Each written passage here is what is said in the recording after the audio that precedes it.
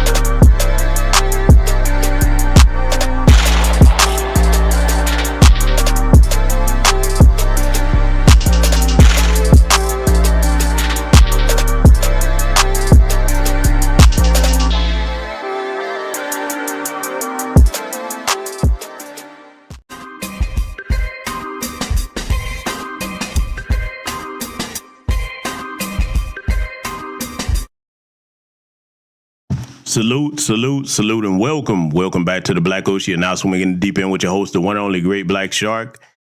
And yes, family, we have to talk about bloodlines and culture, the identity conversation, so that you will be aware of what tonight's broadcast and subject matter will be about. We're going to be discussing the comments that our brother Cameron made, on his podcast with his co-host Mace there. Very, very important conversation. I know it's been out there floating around, but tonight I'm going to bring you an analysis of it that I thought was very interesting.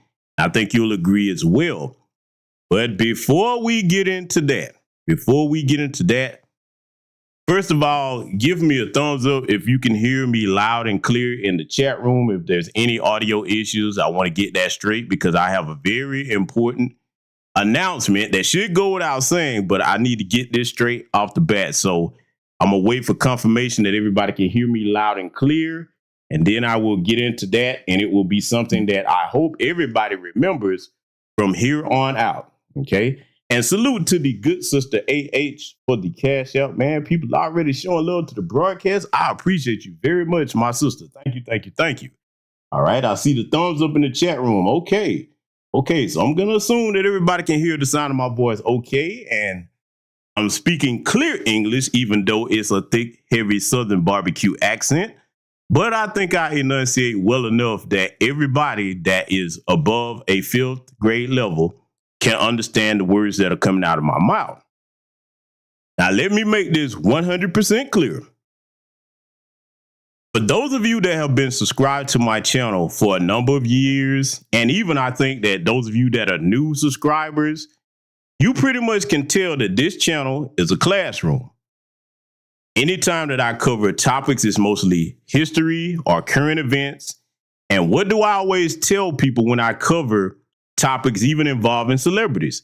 Y'all know I'm one of the few content creators that will utter this statement. If you worship celebrities and you into that kind of thing, go ahead and unsubscribe. Now it's going to hurt your feelings. Now, after I just said that statement, with everybody that's in here tonight that's familiar with my content, would you tend to agree with that? Would you tend to agree with that statement that I just said? Most of my content is either politics, news, or if I cover entertainment, it's to critique something that's newsworthy or germane to the issue. Would everybody in here agree with that statement? Because I have something else I need to add to that. Okay. So I'm seeing people say yes. Okay. Because I want people to be free to speak their mind. Okay. Now, the next thing I need to bring up before we get into tonight's lesson here. Does anybody in this chat room, whether you go through my video uploads, whether you go through my live streams, whether you go through my YouTube shorts, whether you go to my community tab, whether you follow me on X, whether you follow me on Instagram, and whether you are subscribed to the Patreon. By the way, I did upload that unedited version of the last interrupted broadcast over there for those of you that are subscribed. I know the paid members already see it. And if you're wondering where the unedited version without our interruptions are, it's over there on Patreon. So now, if you go through all of those things I just said, family, when you come over here, have you ever known this channel to be the, ooh, girl, what's the T channel? Huh? Let me say that one more again. Let me put my Billy Port on it. Girl, what's the T?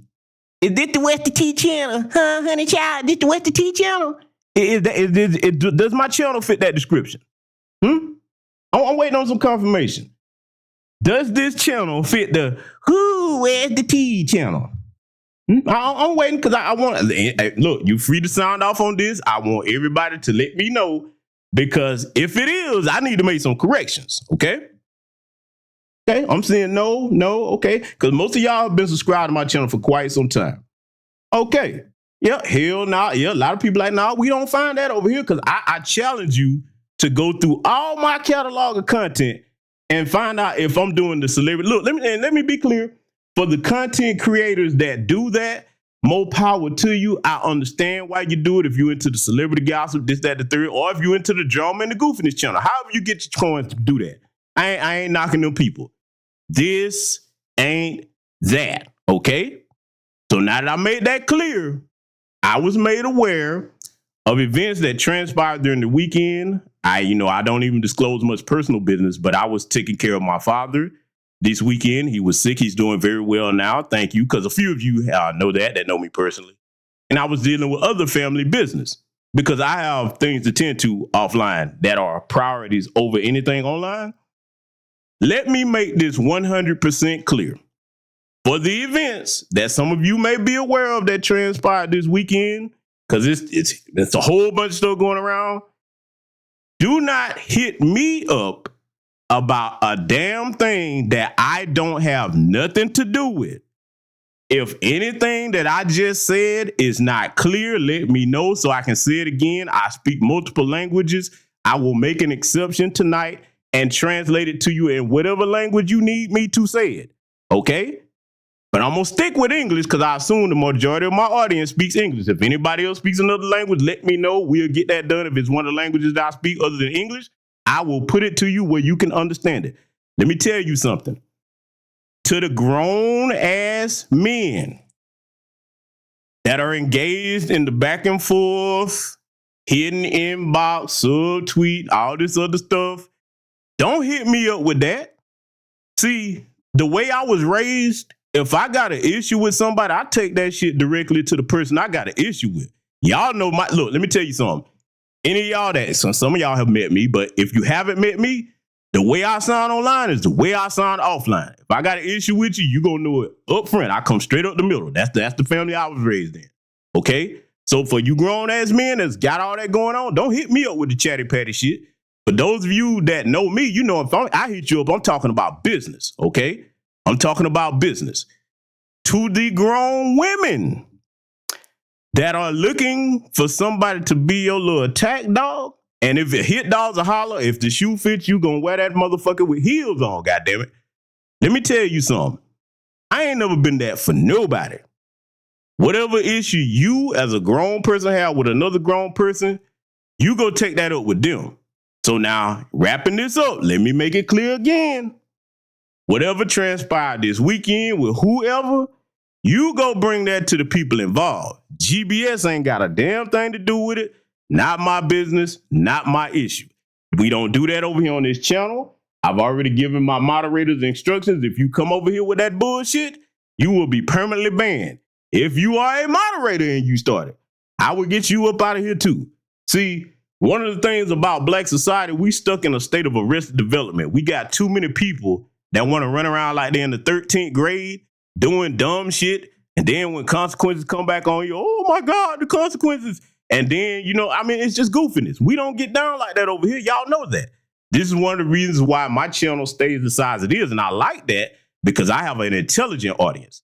And I keep that audience that way for a reason, okay? When we over here discussing things, we discuss business and things that are germane to provoke thought, even if you don't agree with everything. Because I don't expect nobody to agree 100% of nothing I say, because I don't agree with 100% of what other people say. But as far as those issues with that, days of our lives, you know what I'm saying, as the world turn, world love and hip hop gossip, you better not bring that shit over here. So family, before we get into tonight's lesson, does everybody understand what I just said? Did I make my stance 1000% clear? Because again, if anybody habla no English, let me know. We can get it to you in Spanish, French, German, Kiswahili, Isi Zulu, Shona, okay, Luganda, or whatever you need. Look, I got several languages. I can break that shit down to you. Okay? I'm looking at the chat, making sure. Okay. I think everybody's made that clear. So now from now on, wrapping it up, if it's not something I said, if it didn't happen on none of my platforms, do not bring that shit to me. I'm old school Gen X, ex-military. I don't play them kinds of goofy ass games. So now that we got that understood, ladies and gentlemen, we're going to go ahead and get into the discussion with our good brother Cameron here, because it's quite a hot button issue. And believe it or not, when it comes to delineation, you know, foundational Black American freedmen, men and women, we're late to the party to keep it 100. I mean, nobody can say that we're not, because for the longest time in this country, hey, you Black, no matter where you from, we all Black. Come on over here, brother and sister. Unfortunately, not all, but too many from the tether class, which is not all Black immigrants. I'm not one of these people, I hate all Africans, or I hate Caribbean people. Hell no. No, I know too many solid brothers and sisters for me to be, you know, that ignorant and make that stupid broad statement. I'll never do that. No content I've ever put up has ever done that. I address specifically the tether class, okay? So now that's what I'm going to be addressing here tonight, and we're going to be diving into this identity conversation, because let me say this to the tether class before we get started here, okay? I hope you all understand that just because where you from, for the tether class, once again, if you're accustomed to people telling you what to do and you just bow down and let them make all the decisions as far as you define yourself and your identity and culture, that's great. If that works for you and your people, knock yourself out. We're not trying to, you know, stop you from doing what works for you. But for those of us in this era, in this hour of our history, foundational Black American freedmen, we define ourselves, okay? That's something we should have been doing a long time ago. So just want to get that message out there. We're going to go ahead and get started. And this interview here, I think it perfectly broke some things down, but I'm going to be, you know, giving my take on a couple of things with it. So with that said, ladies and gentlemen, I hope everybody's in good spirits. I hope everybody's in good health. And we're going to go ahead and get started with tonight's broadcast.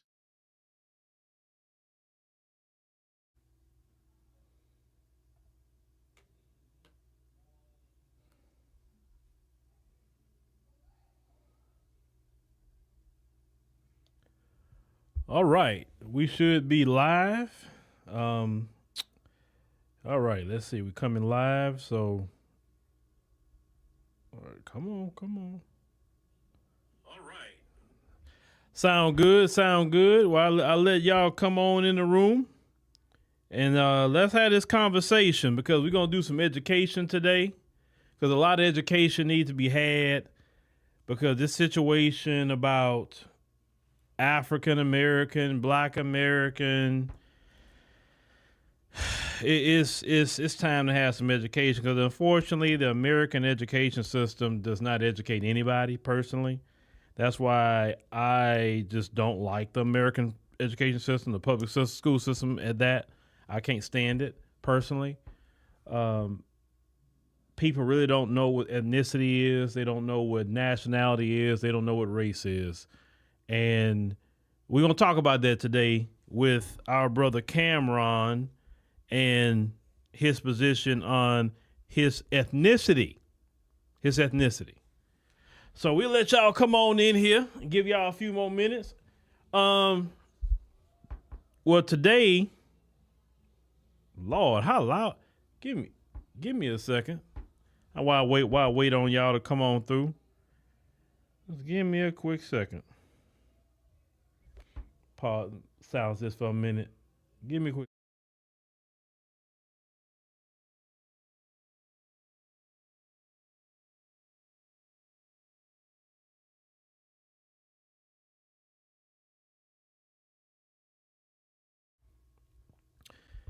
All right, I'm gonna get back here and check what y'all saying here for a minute. So we got this freeze coming, especially those of us in Texas that's not used to cold weather. We're not used to that. So please prepare yourself. Those of you who live in Texas, I know you on the East Coast, y'all used to that, but we mostly have a warm climate here. So today I was running around, doing a few things I needed to do, make sure the faucets and all that was, wrapped up, just do everything I needed to do, with that. Just not to say I need to prepare for the worst, but hey, I don't want to get caught slipping, right? But while we're waiting, thank y'all also for joining us on the African Diaspora News Channel app. We greatly appreciate it. Y'all are steadily coming in, and I greatly appreciate all that. We're working very hard to get all this content up. Like I said, I'm start getting, a lot of videos out the vault that, has been taken down. A lot of classics has been taken down. We're going to start putting all that stuff up, on there. Some of y'all been asking me for certain series I used to do and all of that. Well, that's all that's going to be on the app. It's not coming to YouTube whatsoever. So, I'll let y'all, just make sure you go download the app in the Apple App Store and Google Play, and just click one of the videos. It'll say sign in. They got a point that says create account. Then you can select monthly membership, quarterly, or yearly. Like I said before, we're trying to get to 10,000 members this year, 10,000 members, and we can finally, be in the position that we need to be, so we don't have to deal with the ups and downs of censorship and all the different things that we have dealt with on this platform over the years. All right, give y'all a few more seconds and we get started. I don't have a link right now. It's just African Diaspora News Channel. Just type it in the Apple App Store, Google Play. Trust me, it'll come up. I promise you it'll come up. I promise you. And we're going to have we're going to do an update to the app this year. We got definitely an update. So how we started. I started in my bathroom, right? So, we updated since then. So, everything I do, I'm going to update. Even what I'm doing here now is going to be updated. Once I finish one project I got going on after that, then we're going to do the next major update all the way around. So, every year we're doing updates to the platform. We're going to, get some commercials filmed, for the app. We're going to, have a push, eventually with marketing. So, we definitely want them billboards out for the app. And we're going to make some push this year. We're going to get a lot of people involved with helping us make these things. So I feel good about that push. I feel real good because we got to push things that we control and what we own. Because, I'm not even, pushing a YouTube channel like that no more. I mean, I don't know marketing. I really push the app. It's something we own. So, okay. Well, how long it's been? Okay, good. So tonight, as you see, Cameron says he'd rather be called Black American instead of African American. He also stated that Africans don't like us. Now, you got to remember, Cameron, he comes from New York City, and that is immigrant central. Growing up in the South, we aren't inundated with immigrant central. I haven't really had too much people around me that were African and Caribbean at all growing up. Everybody around me was Black American. Now the only people you'll see, outside of Black Americans is Asians, and at least where I grew up, Vietnamese, and then, some Hispanics. There wasn't a whole lot where I was at. Excuse me. Sorry. Give me a drink of water. Make sure you drink your water, ladies and gentlemen. Water is very important for your body.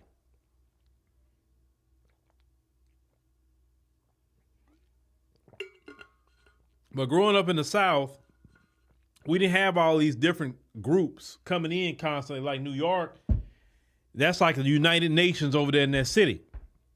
So things are a lot different. with these different groups like Dominicans and different African groups and other Caribbean groups, ethnicity, race, etc. My Lord. Right when I start this live stream, man, start coughing for some reason. I wasn't coughing all day, y'all. I've been running around, busy, and everything. So let's get to our brother Cameron here, because I want to let that video play, because some people may not have seen this video. And then after I let the video play, I'm going to play it again, but then I'm going to be stopping at certain points for certain reasons. So let me go ahead on and cue this video up. And come on, where we at? All right, Cameron, there we go. Let's get Cameron going here. Honest with you. I'm be totally honest with you. And I know we got to get back to our topics. We already a few minutes in. I'd rather feeling black than African American, because Africans don't even f with us. Wow. Because they don't. And Americans do? Well, you're American, Mace. You're born in America. When you go to the Olympics, and when I say African American, you go over there, they call us Yankees and all that. They with us, but we're not from the motherland. We're from America. So I'd rather say I'm a black American. When we go to the Olympics as a country, and somebody black is fighting from the United States, you don't say African American. You say American. You don't even put a color on it. It's an American fighter fighting a European fighter, or China or Japanese or anything. You're known in the Olympics as an American. It doesn't matter what color you are. You're an American fighting against somebody from Cameroon or Senegal, whatever. The point being is they don't categorize it when it's world competition, but when it's other needs to be categorized. So I consider myself a black American. I don't consider myself African American. And shout out to all my niggas in Africa, much love. But y'all don't consider us real Africans. All right, so you heard everything. Now I want to pause it right there before Brother Phil goes into his commentary, because Phil did an excellent job breaking this down. But what Cameron said, that's absolutely true regarding the Olympics and everything. However, I wanted to add something to it that I haven't heard other people speak on. Now, everybody in here understands and knows who Floyd Mayweather was, okay? Everybody knows Floyd Mayweather, whether you love him, whether you hate him. Everybody knows Floyd Mayweather, right? I can name several other athletes, okay, like Jesse Owens and so on and so forth. But when it comes to competition, that's true on paper, how they identify us in the Olympics. And when you travel abroad, you're referred to as an American. Okay, they usually don't say anything about your race. However, I didn't hear anybody bring this up. A lot of times, if it's a black person versus someone that's white or white adjacent, I saw this with Floyd Mayweather. A lot of y'all probably can back me up on this. You probably saw it as well. Even though Floyd was the American fighter, you had white supremacists. Notice I didn't just say white people. White supremacists were cheering for the other guy from the other country. You know, I've seen this as well, you know, with a lot of the sports abroad. Okay, for example, what they call football, we know it is soccer. Okay, I've seen some of those African brothers, very talented. I'm talking about for some of the finest athletes, period, in my opinion, play soccer because, hey, man, that's 60 minutes running up and down that field like that. You have to be in phenomenal shape, excellent cardio to do that. But I've heard some of the people where they go in France, whatever, they'll cheer for the other side. You know, too many Africans. I mean, I've seen this stuff. We've seen chants online where they were calling them all kinds of slurs and stuff. So I wanted to point that part out. Although it's true we identify that way on paper when it comes to the Olympics. The white supremacists, they'll make it about race in anything they do. That's just what white supremacists do. And again, I'm making a distinction between white supremacists and white people, okay? So I wanted to get into that part, but it's going to be more that I'm going to add to this. I'm going to let Brother Phil get started breaking it down because, like I said, this was an excellent job of defining this.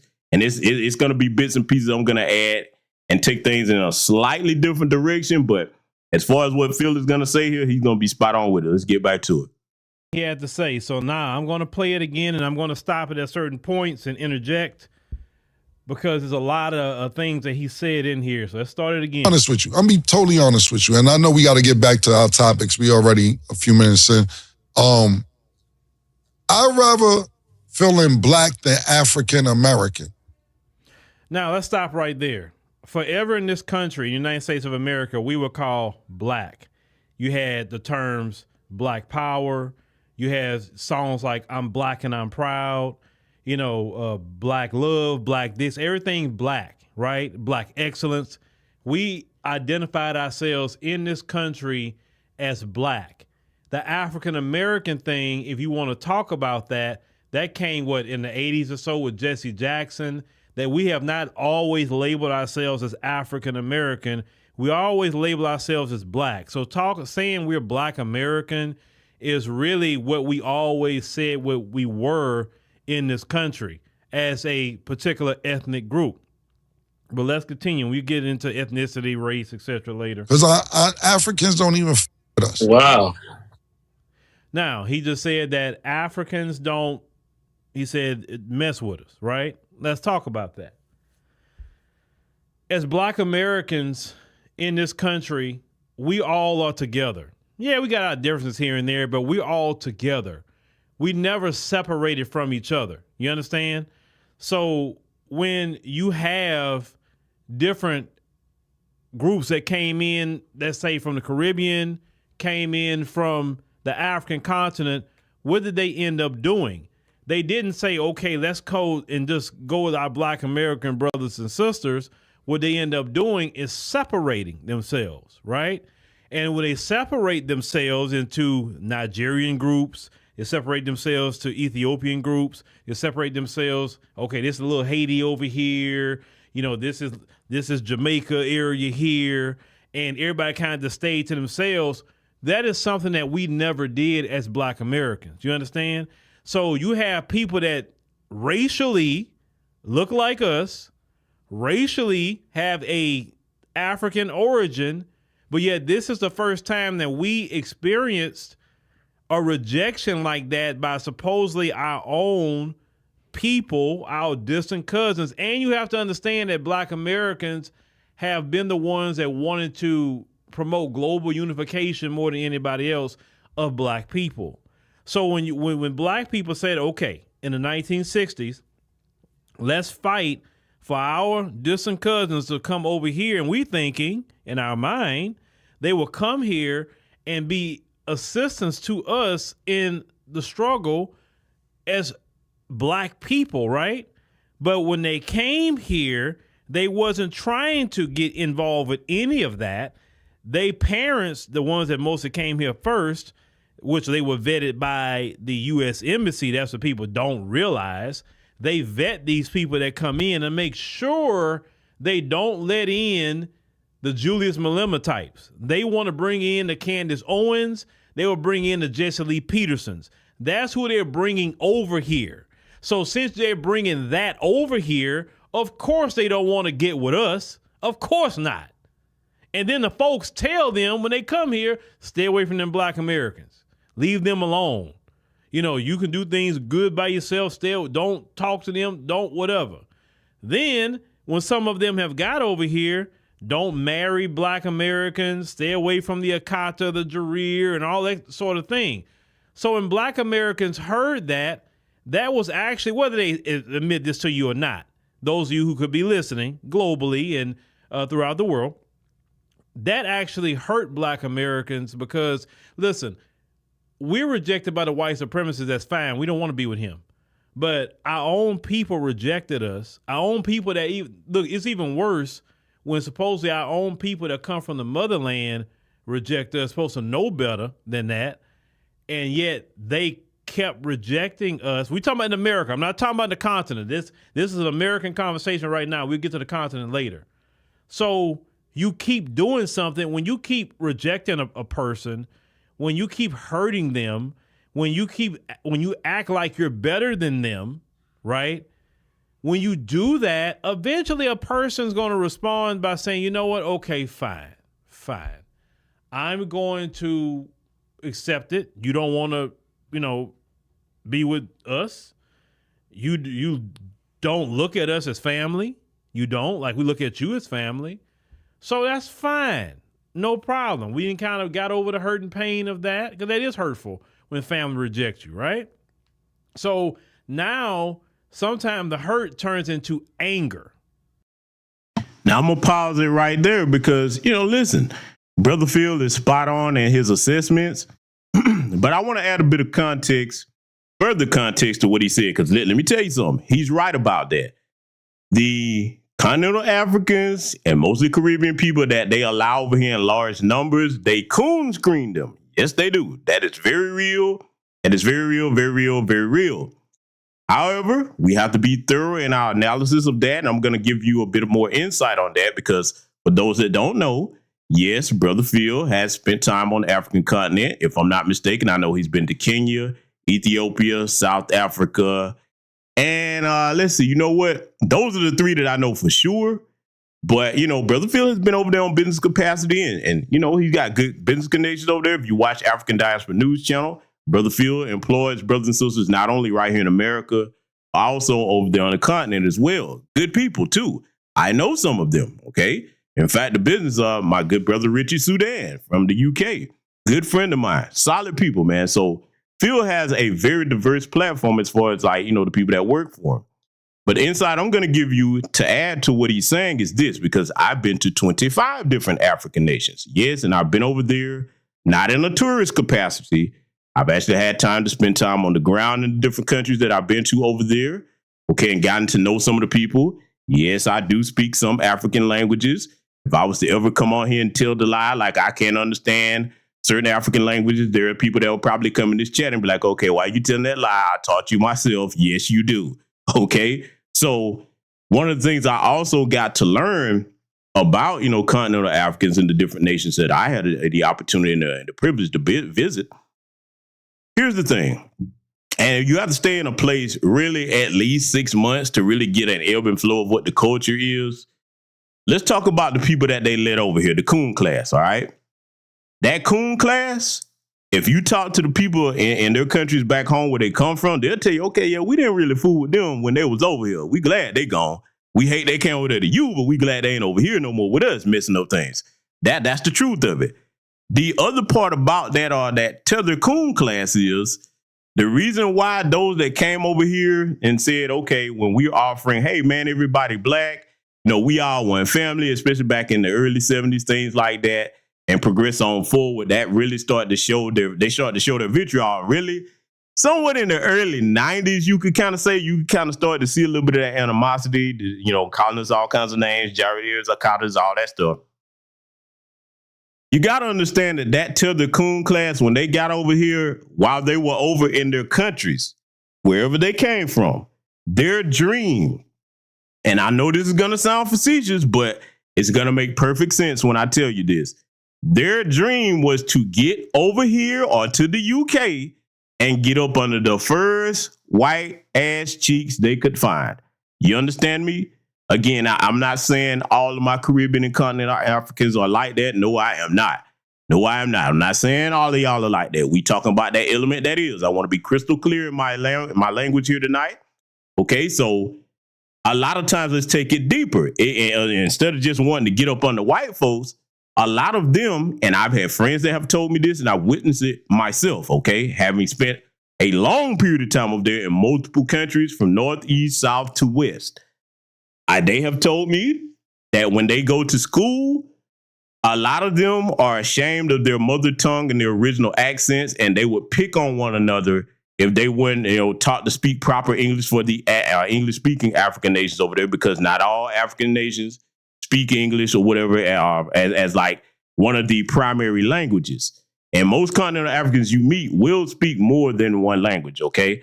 But a lot of times when they were children, they would pick on each other if they didn't, pronounce their words a certain way. And one thing you will notice, a big difference, this was very funny. I remember seeing this back years ago when the teller's like, how do you know I'm not FBA? We like, because one tell, I'll give you one dead tail giveaway. Maybe you tellers will start working on this to fix it, but y'all will spot it because it's going to be hard for them to break this habit. Over there, they speak mostly the British version of English. Now, in case you're wondering what the differences is with that, like where we would say something like realize, okay, with the Z in it, they wouldn't put the Z in realize. At the end, they would have an S, realize. That's what it would sound like. So if you're dealing with like a continental African tether, you'll always be able to tell that where there's supposed to be a Z, they'll put an S, okay? That's just one slight tell. And I remember like, brother, I can tell how you spell. I know you're not one of us. You know what I'm saying? I mean, that's a funny little story there. But yes, that is very true. It's very sad that a lot of them will be ashamed of their mother tongue and ashamed to speak their mother tongue instead of just saying, okay, yeah, I'm going to learn this English, but my original tongue, that's a part of who I am. That's my culture. I'm not going to be ashamed of it. Because any of my continental African friends, I tell them quick, I'm like, hey, man, I think y'all accents are dope, man. You know what I'm saying? All my Caribbean brothers and sisters, I love y'all accents, man. That's beautiful to me. You should walk around with your head and your chest puffed out high, man. You know what I'm saying? Don't let nobody make you ashamed of where you from, because it's foundation of Black American freedmen. Let me tell you something. I don't care where we come from, the North, the South, the East, the West. You can't make us ashamed of who we are. I look, and we joke amongst each other about our own accents from region to region. But I'm going to tell you right now, I have not been in any room where I've had the desire to change or lose my Southern accent. That's just not going to happen, man.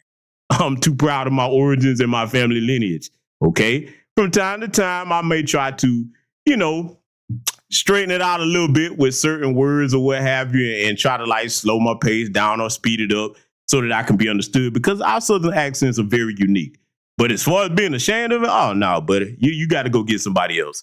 So that's a bit of insight on why like a lot of them will come over here and segregate themselves. But see, I say this out of love to my continental African brothers and sisters that are not of the tether class. Please, please, please, y'all better reconsider segregating yourself, especially trying to get up under these all-white neighborhoods, because they do not want you there. They don't want our black asses there, and they don't want you there. Why, GBS? I'm going to tell you. White supremacists live in all-white neighborhoods. They don't want your little African children, black, African, whatever you want to call them. They don't want your little boys and girls getting with their little boys and girls, because like the honorable ancestor and Queen Mother, rest in peace to her soul, peace be upon her, Dr. Francis Chris Wilson taught us that they fear genetic annihilation. This is why I went over in previous broadcasts where I was talking to you about the differences between race and genetics, okay? Your race is genetic, because if it was not, white people would be able to get white children from other races. They cannot do that. Even if they procreate with Asians, Hispanics, or whatever, the child will come out light. But since they have the most recessive genes, the dominant genes will be from the Hispanics, from the Asians, the East Indians, the Arabs. And definitely if you mess around and procreate with a black person, our genes are the most dominant of all, okay? Even when we procreate with other races, hey, that Negro nose, this hair, these lips, okay, that's going to come right on through there. Why you think they gave Meghan Markle such a hard time when she had that little baby with Harry?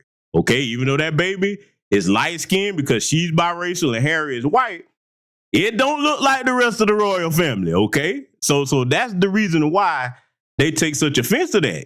I know it's the most ignorant thing ever, racism and white supremacy. It is. It is completely ignorant. It is insane. But this is how white supremacists think. So if you are a continental African brother or sister, or Caribbean brothers and sisters, there are decent black neighborhoods that you can move into, or at best, try to move into a mixed neighborhood. Because when you isolate yourself, I'm just going to say it flat out. You put yourself behind enemy lines. So I just want to add a bit of context to what Brother Phil is saying. We're going to let him get back to it because, like I said, this was very well done. And like I said, we'll be stopping it where we need be to add certain things for further context. You understand what I'm saying? And so now you're seeing some of the vitriol now of some, not all, some Black Americans with anything related to the identity of Africa. Now, for a person to say, now, let me tell you what people also hear when you say, I'm Black and I'm not African. What you're saying is I'm ethnically Black, but see, the only problem we have in America is that we call our ethnic group Black, and Black is also a racial category just as much as African American or African is a racial category, right? So to someone outside of us, when you say well, I'm black, I'm not African, then it sounds like you're rejecting your racial category, right? We're the only group that interchange race and ethnicity at the same time. Only we do that here in America. No other black person do that. African person, Caribbean, Afro-Latino, nobody do that but us. So we know what we're talking about when we say it, but sometimes it can be a little confusing if you hear it from the other side. So no, you're not rejecting your race. You're not rejecting your origin. We all know we have African origins. We all know that. But what we're saying is culturally, ethnically, I am Black American. But let me continue it because there's some things he said too I want to home in on. Because they don't.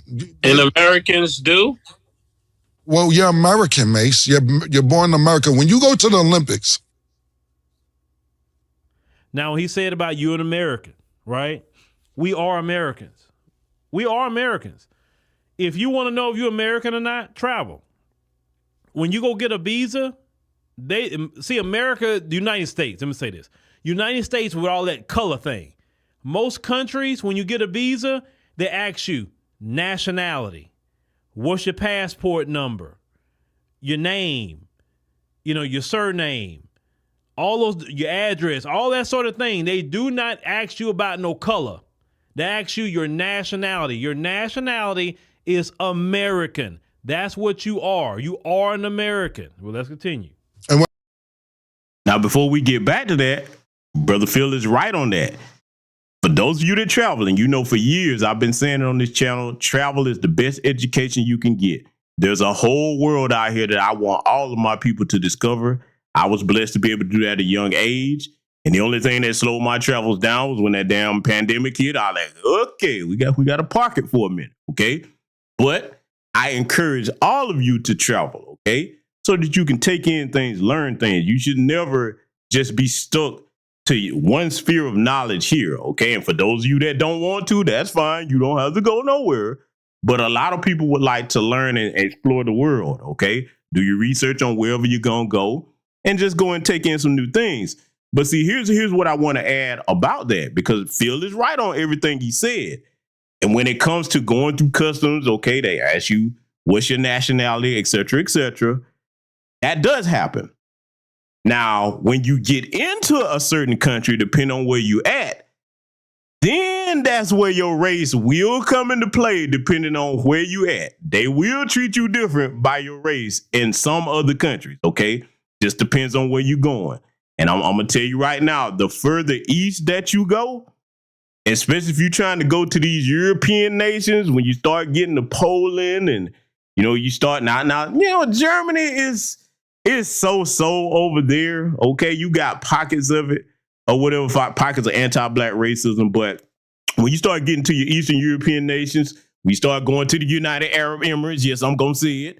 Okay. When you start getting to these kinds of places, oh, yes, you will. I mean, at first it's going to be subtle, but depending on what you do and depending on the laws of that place, that race is going to come into play. For example, what was the sister name that went to Dubai? Tierra Allen, and thank God the sister's back over here with us. But when she went over there, and ladies, Lord knows, brothers and sisters, period, but ladies, when you go to these other countries, you better understand the laws and the rules. When you go to a country where their religion is tied into their law, like Dubai, you can't have the same attitude that you have over here with them. When something doesn't go your way, you start cursing and screaming. Look, let me tell you something. Let me be blunt about it. In certain countries, cursing is against the law. They will prosecute you for that. You start cursing, especially if you're talking as a woman to a man. See, the further east you go, it's nothing like the Western world. They don't play that stuff where women can just disrespect men all kinds of ways. Now, am I co-signing a lot of their draconian laws and stuff? No, I am not. I'm just telling you the reality of it. When the sister went over there and she was cursing, they looked at her like, okay, you already a woman, but you black? And that's putting it mildly. I know how these people view our people when you go abroad. Now, you won't have no problem for the most part if you conduct yourself like somebody, but you got to remember this. You get into it with anybody in another country, especially where you don't have citizenship, they're going to put their people first, okay? So I just wanted to add that brief bit of context and education. So he's 100% right on that. Going in as far as your identification, if you're trying to do business just at the third, they're looking at nationality, not so much race. When you get amongst the everyday societies, that can be a bit different depending on where you are, but let's let it continue. When I say African American, you over there, they call us Yankees and all that. They with us, but we're not from the motherland. We're from America. So I rather say I'm a Black American. You're correct. If you were born here for the past 500 years, 400 or 500 years or so, then yes, you are an American. Not to say it doesn't remove your African DNA. It doesn't remove that. But ethnically, culturally, we are Black Americans. We go to the Olympics as a country and somebody Black is fighting from the United States. You don't say African American, you say American. Because in the Olympics, people go by nationality. They don't use race. So let's put a color on it. It's an American fighter fighting a European fighter, or China or Japanese or anything. You're known in the Olympics as an American. It doesn't matter what color you are. You're an American fighting against somebody from Cameroon or Senegal, whatever. The point being is they don't categorize it when it's world competition, but when it's other needs to be categorized. So that's the lunacy of America. America is the United States, or even the Western world, is obsessed with race. They obsessed with that crap. Most countries label their people as nationality. Why you think when people come over here, even from the motherland, I'm Nigerian, nationality. I'm Ghanaian, nationality. I'm Kenyan, nationality. I'm Ethiopian, nationality. Even though they have several ethnic groups in those nations, but they label themselves as that. I'm Jamaican, nationality, right? I'm Haitian, nationality. When you come here, people don't say I'm just an American. They say, no, I'm a white American, a Black American, an Asian American, because this country is literally obsessed with race. Let's continue. Now I'm going to pause it. Brother Phil is right. America is obsessed with race, but I have to reiterate something that I said before. The white supremacists, okay, not just regular white people that don't practice anti-Black racism. The white supremacists is particularly obsessed with race because, again, race is genetic and they can only get other white children from each other. Okay, that would mean that, okay, whether it's a white American, a white British American, Italian, okay, Russian, whatever you want to name, German, whatever, they can only get white children from each other, okay?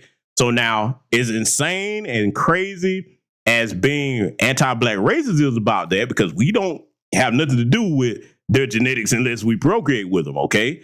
Because then they definitely were not going to get each other, as we already clarified. I'm going to give you a bit of homework to do, family. For those of you that don't already know this, I have an intelligent audience, so most of you should know it. The other reason they're obsessed with that, and this isn't to make an excuse, we're just talking reality.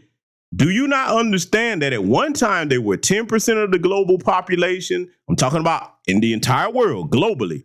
Now that's dropped down to like 7% because the numbers are declining very fast. So now from their point of view, being in a global decline, because see, they're not, the white supremacists, they're not like us. They're a global minority, okay? They're looking at it like, hey man, we're not gonna be here in a couple more years if things keep up like this. Now, white supremacists, that's due to a lot of your actions that you have taken because you hold the world record for genocide, okay? And God don't like ugly, like the saying go. So Black people ain't got nothing to do with your procreation issues. That's look, you can call it what you want. You don't have to believe in the Most High, but that's a punishment. You call it what you want. One of the punishments in the scriptures for wickedness is barrenness, okay? And the men and women are having fertility issues. It's so bad in certain Eastern European countries, they trying to pay them folks to have kids. Don't believe me? Go look up everything I'm saying. So I just want to add that for the context to why they're so obsessed with race, because you've heard them make comments over here. The people like the Steve Kings, they name more white children in these classrooms. I'm like, okay, cool, get at it. Y'all fix that, but don't take that out on us. It ain't got nothing to do with Black people. And that's between you and the Most High. But I just want to add that part. Let's let it continue. a Black American. I don't consider myself African American, and shout out to all my niggas in Africa, much love. But y'all don't consider us real Africans. All right. So let me get back on screen here. So the last thing he said is, y'all don't consider us real Africans. I've traveled to the African continent and I love it. Beyond which, I love it. The people treat me very well. They really do. I have not had one experience on the continent where I can say, oh man, they treated me. If they'd have treated me bad, I would have came right on this microphone and told y'all, man, don't y'all go over there, man. Don't do that. And I'll tell you why. The issue with the African continent that I can tell you as a person that has gone, and when you hear them say it's the government that's the problem, it's actually true. It's not an excuse. The African government is the problem. It's not the people. If you actually go and see the people yourself and talk to them, we get so much love from the people. We get so much respect from the people. Like they are so welcoming, loving, and everything else to you. I'm telling you, that's been my experience and several other people's experience. Now I'm gonna pause it right there. Brother Phil is absolutely correct. I know a lot of y'all that have not been to an African nation. You may find that hard to believe because a lot of times what our people would do, especially those of you that haven't traveled to any African country, you go by, you judge the tether class and let that speak for the whole of the brothers and sisters over there on the continent of Africa. Okay? I encourage everybody to go visit an African nation that you do your research on, just to go and see what things are like. Nobody's telling you to move there, so please don't start that. Nobody's saying leave and go stay. I said visit. It's up to you to decide if that's somewhere you want to go and move to live to, okay? So don't, I hope I made that clear. But see, here's the other thing about that though, right? Brother Phil is right. Their governments, the greater majority of them, they are very corrupt. They're controlled by Western white hands. All you have to do is read the book Confessions of an Economic Hitman to understand the situation with that. And then if you understand what depth diplomacy is, you'll see the play that the Chinese are trying to make there. There's a book by the author Howard W. French. Okay, Africa, China, Second Continent. You go read that book. I read it cover to cover. He's spot on. And I've seen that firsthand from someone that has also been over there to different countries. But see, let's go a bit deeper into the whole thing regarding the government. He's right. Again, he's 1,000% right. A lot of their governments are the issue with a number of different things. But amongst the people, and I've covered that here on this channel, there is a demographic. No, I said a demographic, not all, of those people that they judge how they see foundational Black American freedmen by what they see in movies and what they hear in music. Okay, now to go to show you how the white supremacists is, the white supremacists said, okay, this is what they think of those people that they've never met yet. We can use this to our advantage. And when we coon screen them and bring them over here, stay away from them Black Americans. You see what I'm saying? See, you got to understand how crafty the white supremacist is. Now, I've said it many times for those of you who are continental Africans, Caribbeans, if you are judging any group of people only based off what you see in movies, those are paid actors. Movies are what? Say it with me, ladies and gentlemen. Entertainment. Movies and music are entertainment. That's not going to give you a complete and clear picture of what a people is like. And see, I posit this to you for the intelligent people, no matter what lineage you're from. When it comes to Black people in the global Black diaspora, we should always keep in mind that the best way for us to understand each other is to talk and have experiences directly with each other. Okay, and then make your assessment on, okay, I've got this overall impression from this group of people. If you made complete interactions with those people without outside interference. Case in point, take the BBC. If you live over here, and a lot of y'all probably remember as children, Lord knows that is one of the biggest propaganda networks on the planet. But if you live over here as a Black person and you never been to an African continent, an African country on the continent, you would think that everything over there is look like the Serengeti and it's a bunch of jungles and mud huts and all this other stuff. That's only the areas like that that they show you. You go over there right now, there are places in Kenya that look like downtown Atlanta, man. I kid you not. And I'm telling you what I know and what I have seen, okay, with my own 2 eyes. There's places that you can go that are industrially developed. Then there's the rural areas. Kind of like over here, and just think about the inverse. If like somebody came over here and they only showed the rundown places of different areas here, okay, whether it's in the South or up north or whatever, and they never showed you the decent neighborhoods where black people stay at, you'd be like, man, that's the worst place in the world. I don't want to go there. So see, we have to keep in mind the white supremacist hand in ignorance and having control of our image. This is why it's important for us today to own, operate, and control things where we can project our own image. And if we choose to show you something that's bad or negative, we'll be showing it in the light of, okay, what can we do to solve this and improve this? We won't be showing it to denigrate or mock our own people like that. And we'll also show you the progressive areas, the modern, upscale areas, okay? So I want everybody to listen to this to keep that in mind, right? Let's let it continue. It's when you get to the government aspect is the problem. Because you have to understand, a lot of these African governments are leaders that are complete Western puppets. They don't even do good for their own people. Why do you think they're running out of there? Period, right? But what Cameron said at the end is actually true culturally. I'm telling you, if you are a black American, you was raised here, you was reared here, you have our black American culture and identity. When you go to an African country, you're going to find out real quick you're not culturally African. I'm telling you that. I love going. I love it, but I'm not culturally African. And that's okay. That's okay. Now, do I have African DNA? 100%. Yes. Can I trace my people back to the motherland? Yes.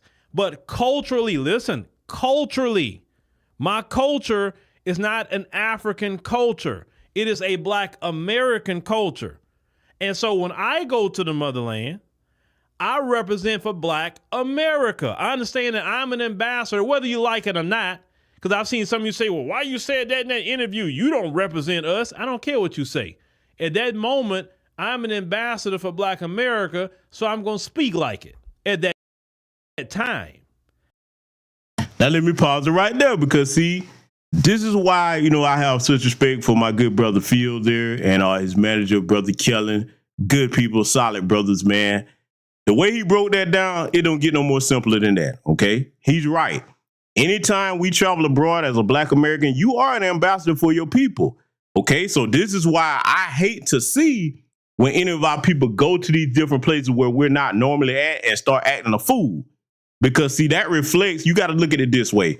If you go somewhere where they don't normally encounter people that are foundational black American freedmen and you present poorly or, you conduct yourself in a poor light, that's that person's first interaction with them.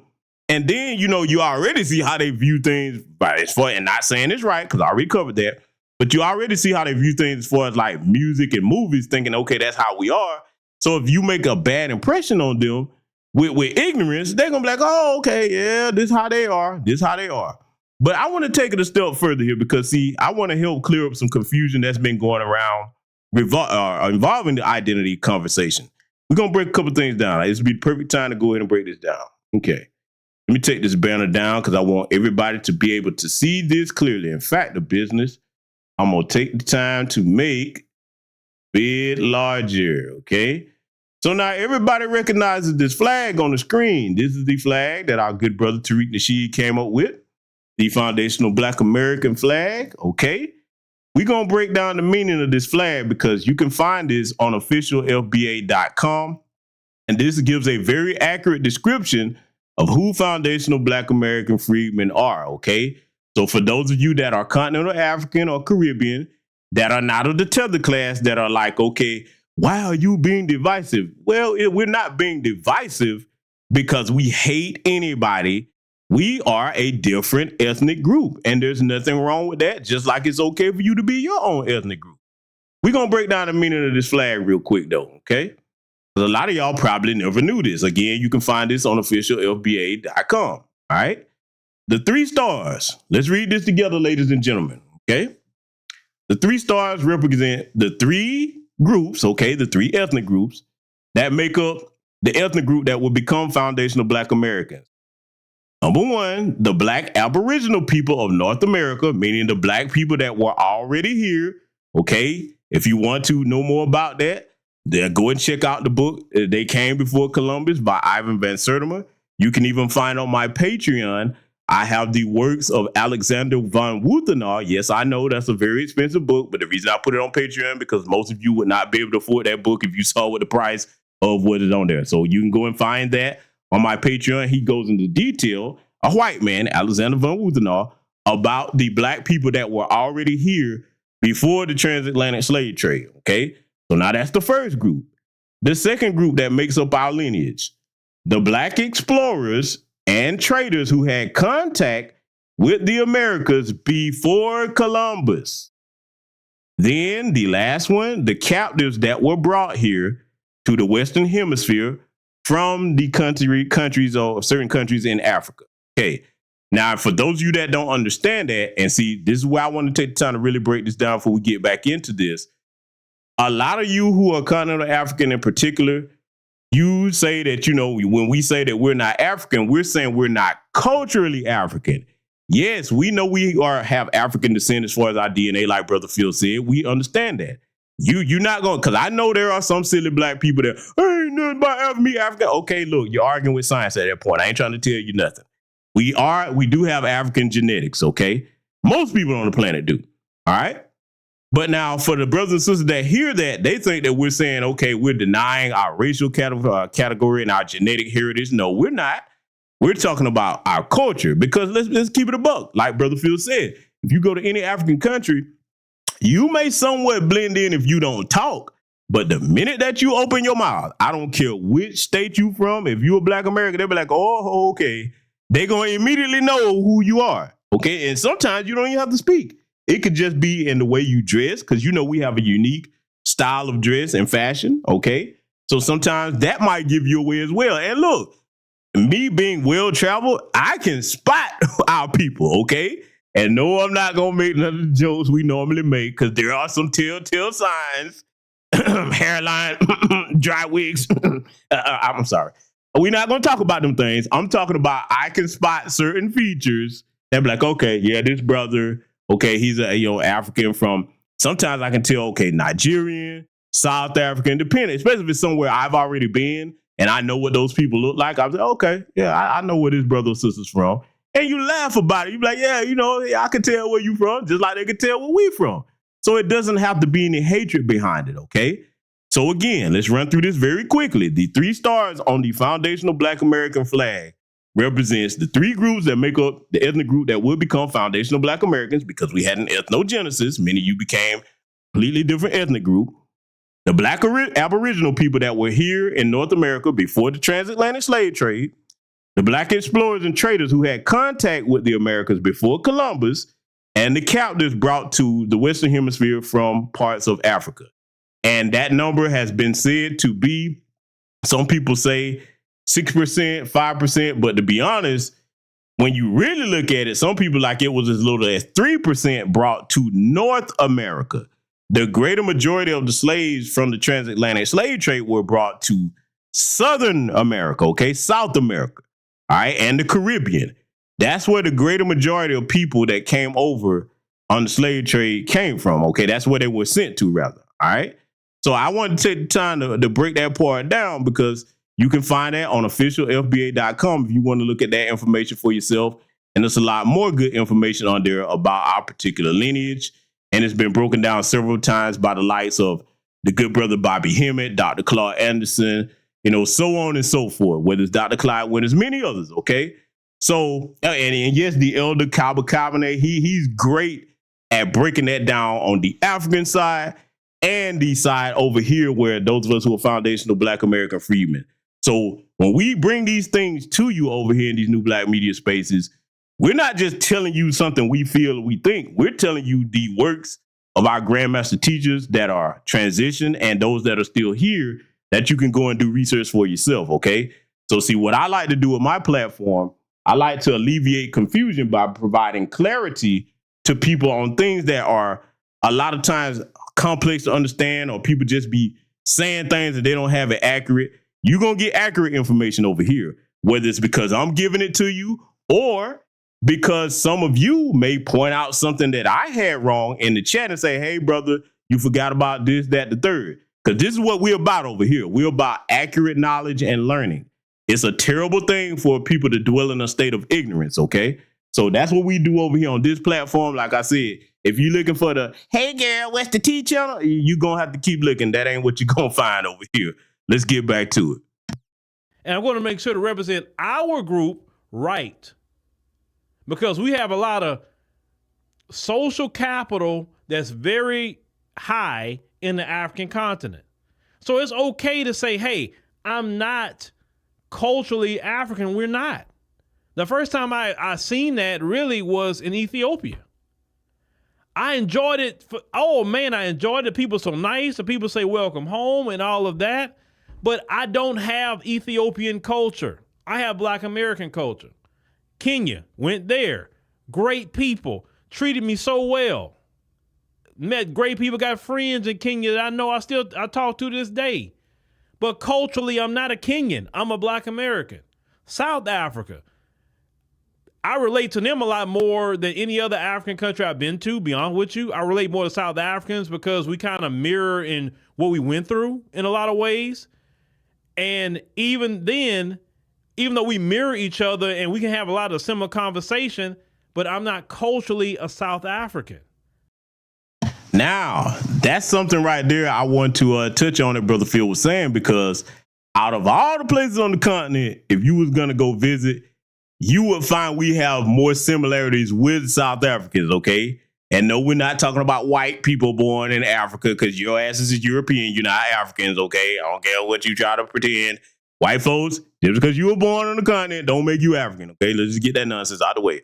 But we would have more in common with them because apartheid and Jim Crow are very similar, okay? Now, when you get to chopping up with the brothers and sisters down there, whether it's Johannesburg, okay, or Polokwane, okay, or any of the different other places down there, Santon, some of those places like that. When you get to chopping up with those brothers and sisters down there in South Africa and many different cities and places down there, you will find a lot of commonality. We would I'll give you a basic example. A lot of our humor is similar over there. Cause I'm gonna be honest with you, that's one big cultural difference. If you go to like an African nation, our sense of humor is different from theirs. And yes, we know one of the main ways you can tell that is by how they get roasted and they take it personally. Let me tell you something right now. You go down to South Africa and get into a roast battle with them, they're gonna have them jokes for you now. They ain't gonna take it like, oh my God, you hate me. They gonna be like, oh yeah, nigga. You know what I'm saying? They gonna snap back now. They ain't gonna be sensitive about it down there. I'm telling you what I know, not what I think. All right. Now, the one thing that you would find that they have a better understanding of, they have a better understanding in South Africa of pro-blackness and being black first. You go to other African nations and say pro-black or black first, they'll be like, okay, I don't really understand that, because they identify by tribe first and by clan first, okay, and other nations outside of South Africa. So that's the one that if you were going to travel to or whatever, you will find we have the most similarities. Brother Phil is spot on with what he's saying there. Beautiful people down there. And brothers, I'm going to keep it a buck with you. If you go to South Africa, that's gonna spoil you. That they have some very beautiful sisters down there. I ain't gonna even front on that now. Yeah, man, listen, dude. Don't take your brother's word for it. You go see it for yourself if you are so inclined to do so. But we're gonna get back to it though, because like I said, this is an excellent stream to have on this conversation, and we're gonna be adding several things to it as it progresses here. Let's get back to it. I'm culturally a Black American, and that's okay. It doesn't mean you don't have African DNA. Come on, that's science. But we're culturally Black Americans. And like I said, the term Black is our ethnicity and is our race. So they intertwine with each other. No other group does that but us. So if a person says, and we hear them say, well, I'm not Black, I'm Jamaican. Well, technically, see, this is where the confusion starts. Because are they saying I'm Jamaican culture, I'm not Black American culture? Or are you saying I'm Jamaican, I'm not Black as in race? See, that's where the confusion starts for what I see. There's a lot of confusion on that term. And like, for instance, Jamaicans, when they say they Jamaican, it's no confusion on that, right? Jamaican doesn't tie a racial category to it. Because if you, and we get to the definition of some of this stuff, but if you get a citizenship in Jamaica, technically you can say I'm a Jamaican too. So now I want to provide a little bit of insight to my brother Phil here and several others of you that may be listening. I do understand what different ethnic groups say when they say, like, for example, he was using Jamaicans as an example. When you hear somebody say, I'm not Black, I'm Jamaican, or what have you, what they mean is, and this was continental African or Caribbean, what they're saying is, okay, I'm not Black American. They saying they're like, look, I'm not you niggas now. Okay, I'm a Jamaican. Because like you, obviously, a lot of times y'all heard this. Some of them will say, if they have one FBA parent and like one Caribbean parent or one continental African parent, you'll hear a lot of them say, I'm Jamaican mixed with Black, okay, meaning Black American. See, that's what they mean when they say that. They're not talking about just culturally. They mean us, period. Okay, that's what they mean. And like, see, I had a very diverse upbringing. Okay, I had the opportunity to be around Caribbeans and Africans and, people of different cultures, okay, because of my many travels in my youth. But, I understand what they mean when they say that, okay? Now, a person can say, it's ignorant or what have you, but that's the way they see it. Like, they identify by their nationality first. They don't, like, when they say Black, and unfortunately, due to a lot of propaganda, they look at a Black American as like, y'all heard the tether class in particular, when they start talking about our people, they look at that as like, oh no, I'm not one of y'all, okay? So that's what they mean when they're saying that. And see, like, you wouldn't really understand that context or whatever unless you had time to spend around them and you had friends with them. You've actually gone to these places and spent months there, not a few weeks. You need a couple of months, at least 6, to say, okay, I got a feel for the ebb and flow of the people in these different nations, okay? You won't know everything, but by the time you spend about 3, 4, 6 months somewhere, you can be like, oh, okay, I see what's going on now. That is unless you're a damn fool now. You can put a damn fool anywhere on the planet, they ain't gonna learn a damn thing, okay? But for those of us that's got some sense, like Brother Phil, like myself, like those of you in the chat room, you'll learn a great deal about the social norms and cultural norms of a place if you have an opportunity to go and spend a couple of months there. But let's let Brother Phil get back to it. But I'm not of the ethnic group, but I'm technically a Jamaican. But let's get into some things that I want to talk about here.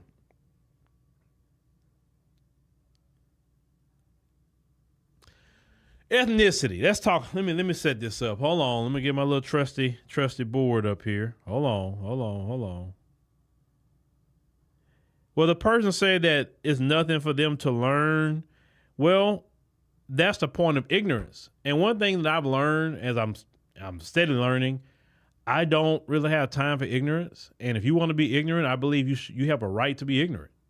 But there are some people that actually like to listen to things. They like to learn. They like to grow. So, hey, you know it all. God bless you. So let's start off on. Hold on. Let me fix this. What happened here? Did I mess something up? My trusty. Give me a second. Well, while I need to go fix this real quick, let's look at something on the screen here. I want to show y'all a particular guy, and you'll tell me who you think this is on the screen for a second. Who is that?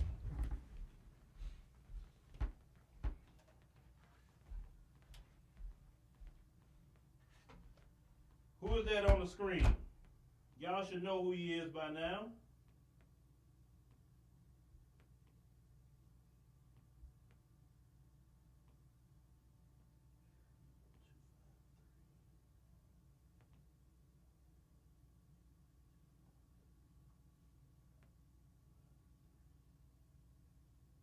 just give me a second while y'all trying to figure out who that is on the screen.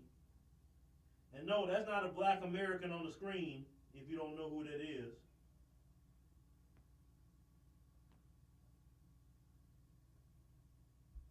Okay. All right. Boom. That's Burna Boy. Famous musician Burna Boy. I want you to keep him in mind as we go finish talking about this tonight. Yeah, but that's Burna Boy. He said something I want to touch on, but let me get back to my homework here real quick. So let's start off with ethnicity. Now, ethnicity is the social group a person belongs to and either identifies with or is identified with by others. Ethnicities are usually identified with a specific geographic region.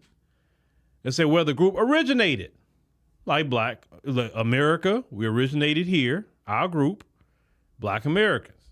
Now, ethnicity is defined by a mix of cultural and other factors, including language, diet. Give example. What is a diet that some of us eat? Let's say like something like, we create different foods, soul foods, whatever. We have many foods that we've created. Religion, ancestry, physical features, traditionally associated, let's say, with race. Other characteristics of ethnicities include culture, heritage, history, customs, family life, ritual, and they say also food. So without ethnicity, let's go back to the main thing that's been told to us several times, which we view as disrespectful, saying Black Americans don't have a culture. Well, a culture has to do with many things, and we're going to expound on that. We have a heritage. Obviously, our heritage. We have a history in this country. We have a lot of customs. You know a lot about customs and family life and rituals and food. And now they say ethnicities may be divided into subgroups or tribes, which over time may become separate ethnic groups themselves.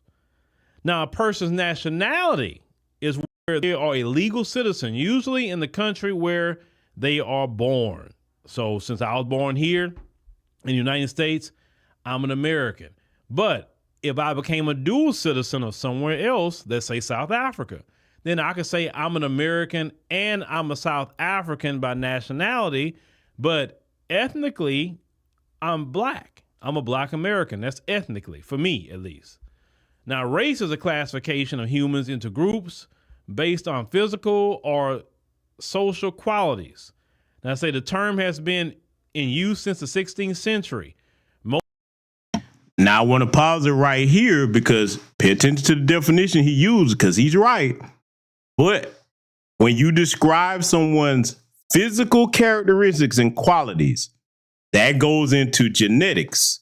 To get even more specific, that gets into your phenotype, your genotype, and what determines all of that would be the alleles. Okay, look, one of these days I'm gonna have to really break that biology down to show you how race is genetic. So, these things, your genetics and your physical features are determined, by your genetic code. You have half of that from one parent, half from another parent. Okay.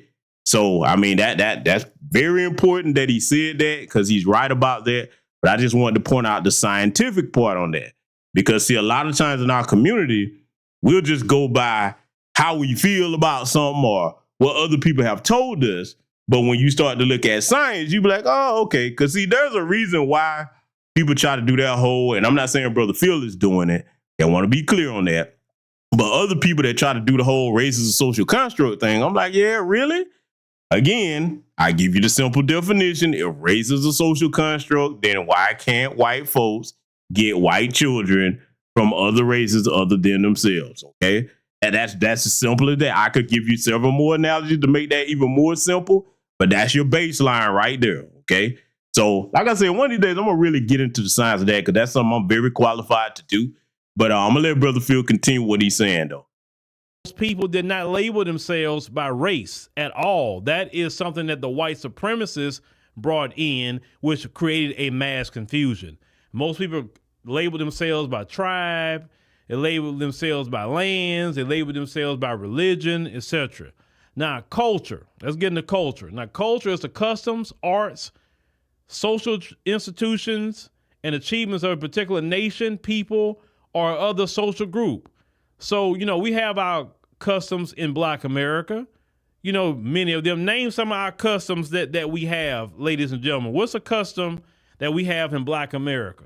I'm on my pause right here. I'm gonna add some of the customs. Okay, one, we know we love to roast each other. Okay, yeah, because that's really what some of the tether class has a bug or issue with us about the roasting. When look, I was talking to a brother of mine earlier about this particular issue.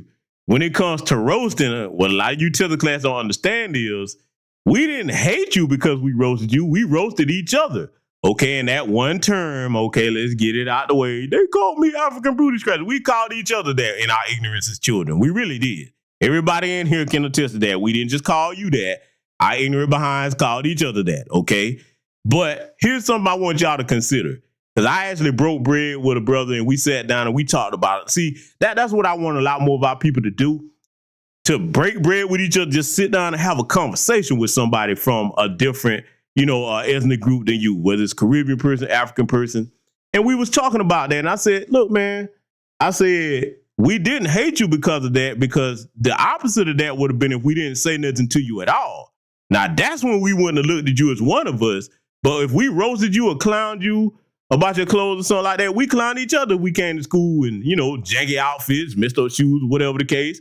If we didn't clown you, that would mean you would be an outcast. And I know that that's hard for them to accept. And a lot of people, those of us who are foundational Black American freemen, especially if you haven't traveled to an African nation, you find that like, man, why do they take that so personal? Let me tell you something. For those of you that have been to the continent, y'all gonna be like, yup, GBS is telling the truth on that. If you go to most African nations, the culture will remind you of down here in the South. Now, what do I mean by that? People are very cordial, very polite. If they passing by you, people will greet you, get a head nod. Hey, how you doing? You know what I'm saying? I mean, that's kind of how the culture is in a lot of African nations. So they're look, you can say sensitive, but they operate by like a more polite standard. So like our sense of humor to them, if they've never been around us, they'll be like, damn, they got a hatred for me. You know what I'm saying? That's where a lot of that come from. Now, until they get over here, for it, I'll give you a good example. And, I wonder if the brother has ever made an effort to talk about this. Maybe he has. Y'all fill me in if you know. But I'm going to tell you a good person that will be able to help explain that. You know what I'm saying? If he hasn't already, the brother Godfrey. He's Nigerian, okay? Godfrey will roast your ass with the best of them. You understand me? Now, look, I get it. Yeah, he do some things. He love them white women, et cetera, et cetera. But you can't deny that the brothers is funny, okay? He's very funny. I think Godfrey would be the perfect bridge between that because he spent time over here with us. He got that roasting from us, okay? He knows it too. So he wouldn't be as funny if he didn't spend time around our people. And hopefully he could do something, to kind of educate folks like, hey, man, that's just a part of who we are as a people. But another part of our culture would be our inventions.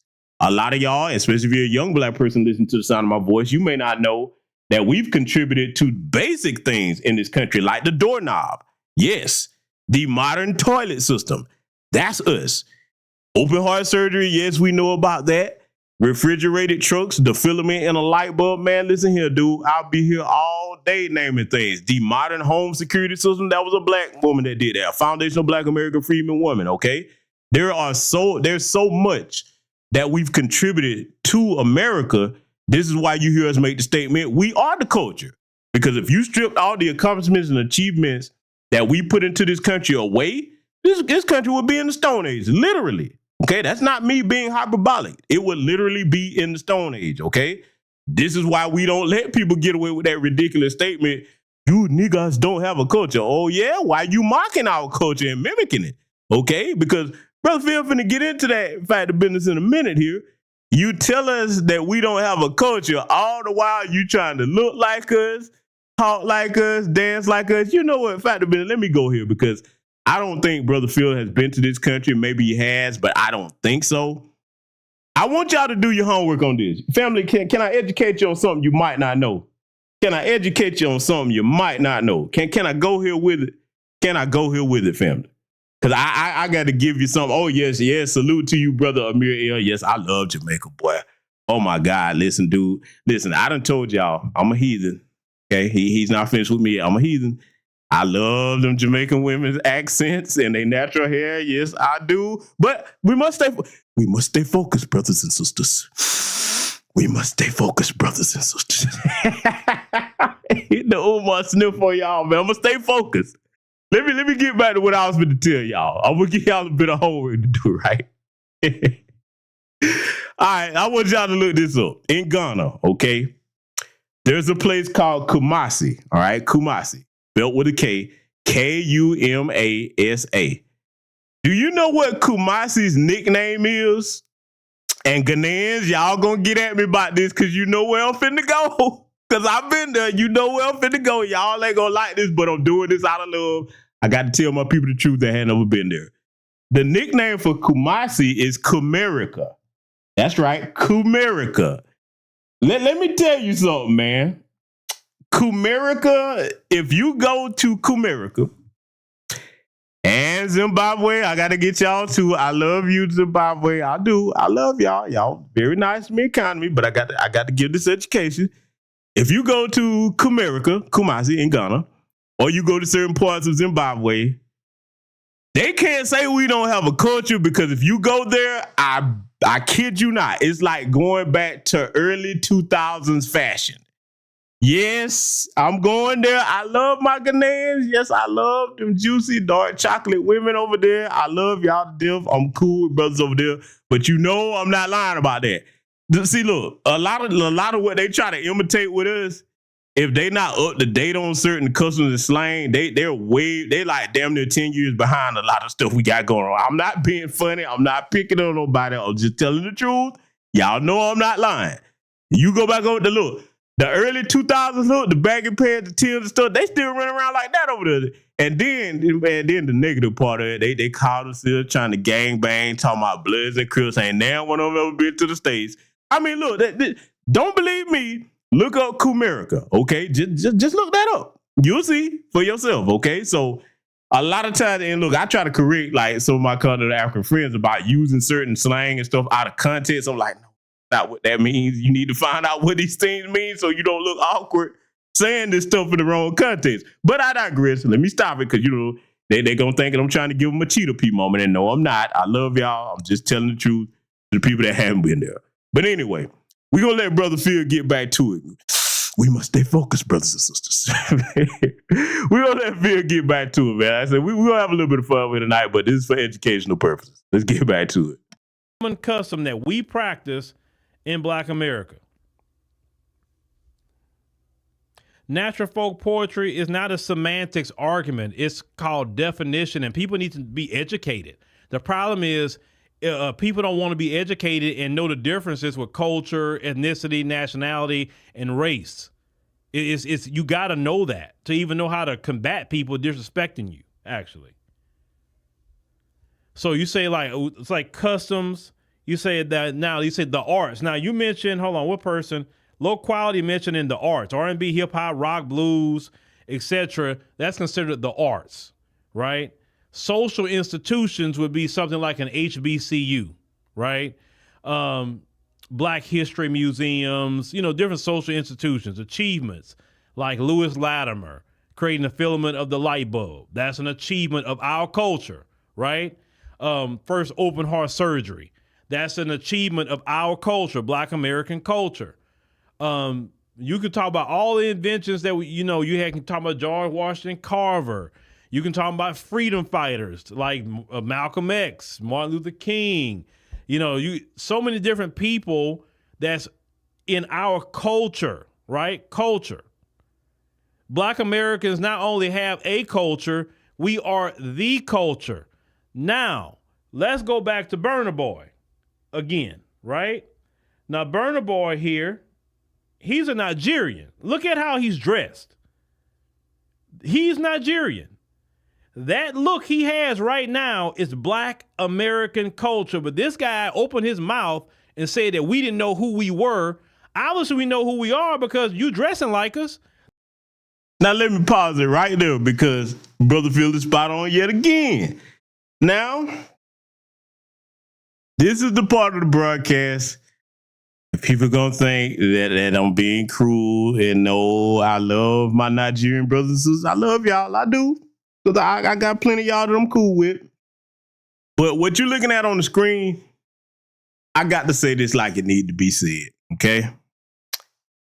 Burna Boy, he got his little cap turned backwards. Again, that's something that's outdated. You don't see us running around with hats turned backwards no more.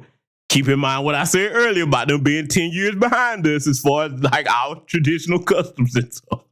I'll try to say this without laughing. The dreads that he got, brother, I don't know who gave you them dreads, but they cheated you, bro. You need to come to a Foundation of Black American Freedmen sister or a Jamaican sister and get them to hook you up because them, boy, they looking bad, boy. They looking bad. And then, you know, he got the tattoo over there. You see he got the chains on. Let me just say this like it need to be said. A lot of y'all, especially when you claim, those of you that claim we don't have a culture and you try to cosplay as us, you do a very poor job. I've said this before and I'm going to say it again. Y'all take it how you want to take it. When I see them doing that, it's almost like a little kid that fell into an adult's closet and come out with your clothes. Y'all ever seen a little kid that come out the closet and they have like, you know, oh my God, Amir L said Rice Krispie dreads. I'm not fooling with y'all, man. I'm not fooling with y'all. Amir L, come on now. Come on now. He tried, man. He put some effort into it. But y'all ever see the kids that fall into, you know, that get into an adult closet, come out in the oversized clothes and stuff? I mean, that's kind of what I see when I see them trying to mimic our stuff. Because it's a very poor imitation. You know what I'm saying? Very poor imitation. You know, now some of them, they've been over here around us long enough. You know, they do a little bit better, but that trying to cosplay as us, it just comes off as awkward to me, man. I mean, at least if you gonna do that, don't open your mind talking about we don't have a culture because you trying your best. Bless your heart. Now, I got to say it like the old people. Bless your heart, baby. Bless your heart, baby. You know, but bless your heart. You trying to imitate as hard as you can our culture. You are. And you're doing a bad job at it. Because see, think about it, fellas. If he walked down into any place where we at, okay, in 2024, looking like that, you'll know he not from there. He like, hey, bro, don't nobody dress like that around here no more. Come on, man. How did you know, nigga? Because you way behind. You like 10 years behind. You need to catch up.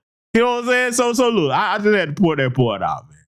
I'm going to behave and be quiet because, boy, y'all to get me started here. We ain't trying to roast. We trying to educate. But let Brother Phil get back to it. The chains you're wearing and whatever, right?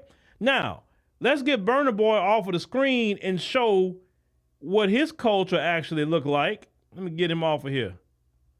This is Burna Boy's culture right here, Nigerian culture. He was born in Nigeria, so that's his culture. Why isn't he rocking those clothes, his cultural clothes? When you come over here to America and tell us we don't have a culture and say, okay, fine, why aren't you dressed like your culture? You say you have a culture, your culture been around for thousands of years, fine, but you do not dress like that. Remember, Burna Boy is not dressing like his people. He's dressing like a doggone Black American rapper.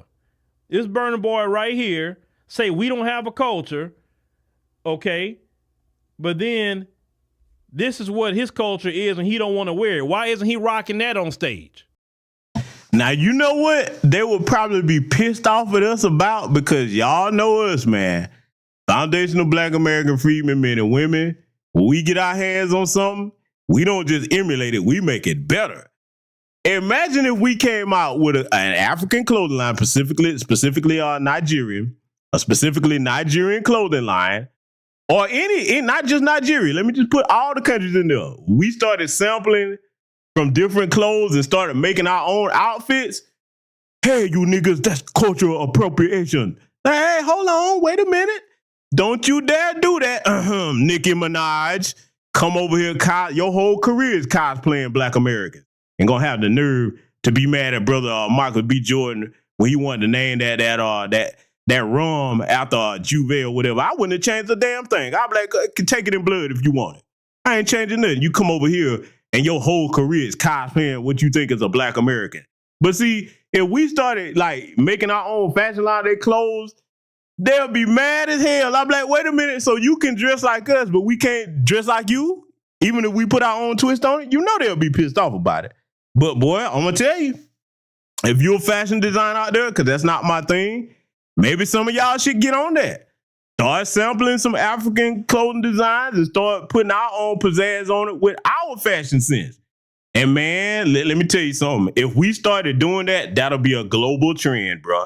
It really would, okay? But I'm just throwing it out there in the ether. So if somebody helping around with that, hey, man, that might be a way you can make a bag, man. If you're a talented designer, hey, that's something to think about. But I'm going to let Brother Phil get back to it, though, because like I said, he batting 1,000 on this so far. It makes no sense to me. Or you may have women that come from different places. Oh, Black American women don't have a culture. You laying your hair like Black American women. You're not wearing the dresses that come from your culture. You saying the same slang. You're wearing the lashes. You're doing the nails. You're wearing the Jordans. You're doing everything that Black American women are doing. But then you turn around and say, while you cosplaying a Black American, we don't have a culture. Like, that's the craziest thing ever. Like, to me, the craziest thing ever, that you say we don't have a culture, but yet you cosplaying us at the same time. Yeah, you say, yeah, Burna Boy even got a grill. That don't come from Nigeria, bruh. That don't, you know what I'm saying? So when somebody tell you that we don't have a culture, don't argue with them at that point, especially when they cosplaying a Black America. Don't do that. Just say, okay, I'm not going to even entertain you at this moment. I'm just not going to do it. Because why? Now you cosplaying me. You know what I'm saying? So. Now I want to give a bit further context to that, because it's not just the continental Africans that will cosplay us. I already pointed out tricky Nicki Minaj, okay? Trinidadian American that she is. She's been cosplaying us a whole career. Cardi B, Dominican, I Know Black, INB. Yes, she's been cosplaying our women too. But see, when you start to look at a lot of them, whether it's the Asians, because I've showed y'all on this channel where the Asians are trying to mimic getting our hairstyles now with a process that they put in their hair that make their hair like ours, so it looks like imitation 4C hair. Okay, getting our types of haircuts. Let me tell you what these other groups are trying to do. They'll tell us we don't have a culture and even have anti-Black sentiment. But see, this is what you got to understand about our people worldwide. Because see, for those of you that don't travel, boy, I want y'all to start traveling. If you listen to the sound of my voice tonight and you're not a traveling person, I want you to consider doing that. And you will see a lot of what I'm saying. You'll be like, you know what? That brother was spot on with what he said. They love to hate us because they look at us as like, okay, I can't stand them niggers, but I can take their culture and do it better than they can. They really do think that. They really do think that, man. Listen, because like I said, continental Africans aren't the only one. You got some Hispanic people. Oh, they think that, boy, well, you can't tell them that they can't emulate our culture better than us. They really do think that. See, you look at the hip hop conversation that's going on. A lot of them that were allowed to be guests in our culture, they're trying to tell us that we got it from them. They really do. Look, I'm telling you, it's the most insane thing ever. Imagine a group of us going into any of them cultures that emulate us and telling them, hey, you know what? Yeah, you got this from us. You know what I'm saying? It's insanity. It makes no sense. It is the most insane form of schizophrenia I have ever seen in my life, but I do understand the madness. I get it. Like I said, when you travel, you start to see a lot of different things, and it puts things in the context that you will have a limited understanding of if you were just here in America. Now, the flip side of that would be you will meet brothers and sisters in other countries that when they find out where you're from, or if they can determine that, they are overjoyed to meet you. It's like, man, look, they'll be talking to you like you're a superstar, man. I'm telling you, man. Look, mark my words. Any of you that's traveled, y'all know what I'm talking about. They treat you damn near like you a celebrity, trying to find out everything about you, and they start asking questions and stuff, and about the politics over here, just everything. Okay, so that's what it'll be like if you start to travel as a Black American. Like I said, that blue passport gets you a lot of respect as long as you carry yourself like you got some sense. Okay, when in Rome, hey, do as the Romans do. Just respect everybody's house that you go in. For the most part, you won't have no problems. Let's get back to it. We can continue to say customs, laws, dress, as we talked about earlier, architectural style, societal standards, which we have instituted a lot of societal standards. Let's talk about one thing we have instituted in society. We're fighters. That's part. Do you know our fight and our spirit of the fight is part of our Black American culture? So much so that everybody mimics our culture to fight against anything. And when we, the cultural fighters that come from Black America, stay silent about any kind of injustice, why Black Americans not saying anything? Why? Why they quiet? Then they try to start gaslighting us and say, hey, well, we were out there with George Floyd. Like, okay, I mean, we didn't ask you to.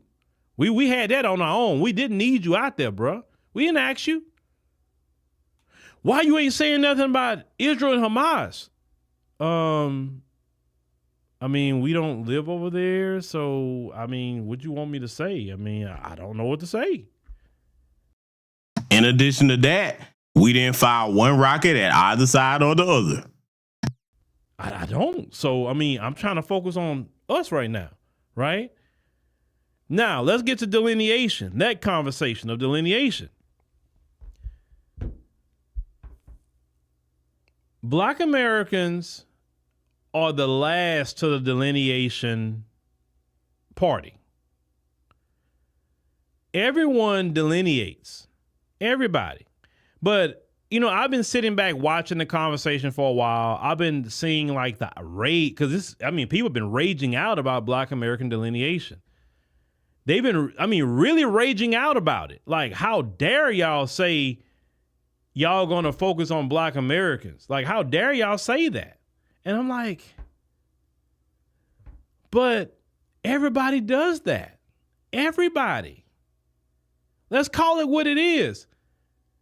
Even in the African continent, they call each other, going into each other's countries, foreigners.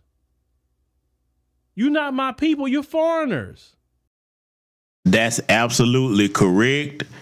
And to us, and I remember the first time I heard that, I didn't say anything about it because one of the things that I believe in doing, hey, however people have their culture and social norms set up, I don't come trying to tell them what not to do. And you know what I'm saying? Brother Phil wouldn't do that either. But that's very true what he's saying. Like, for example, if a Ghanaian goes to Nigeria, they kind of have somewhat of a little rivalry. Sometimes it's over just food and culture, but sometimes that can get ugly. Or if let's just say a Nigerian goes to Kenya, and yes, unfortunately, Nigerians do have a bad reputation across the continent. Y'all know why, okay? A lot of that comes from the Yahoo boys, and if you don't know what Yahoo boys are, those are the scammers that are over there. Not all Nigerians are scammers. That's no, I would never say that. But a lot of times when stuff go on, they have because they're known for being loud and times and boisterous and stuff, and they got somewhat of a reputation on the continent. So that's unfortunate, but that's a bit of true present day history, right? So what happens is, when you're over there and you start to see when they go to different countries, you be like, okay, they all Africans or what have you, even though they have their different nationalities, Kenyans, Nigerians, whatever, but they will call each other foreigners. They don't, in other words, they don't say, okay, that's another Black person. See, that's how we would be. Think about it. If we encounter a Black person from California, a Black person from New York, okay, a Black person from St. Louis, Alabama, Mississippi, Georgia, wherever you want to name, We don't say, oh, you over here, you a foreigner. We like, nah, if they're of our lineage, especially like, okay, that's another brother or sister. They don't see it that way, okay? Now, one hot button issue down in South Africa in particular, they're dealing with some immigration problems of their own, okay? Because, a lot like South Africa definitely got its struggles with the economy because how that's set up is reverse America, okay? They have black people running the government, but the white folks in the East Indians control all the economics, okay? So even though that's the case, they're on a bit better economic footing than somewhere like, say, Zimbabwe, which these damn pale demons have sanctions on for taking back their own land. Rest in peace to the Honorable Robert Mugabe, okay? They have sanctions on them, similar to what they did Haiti.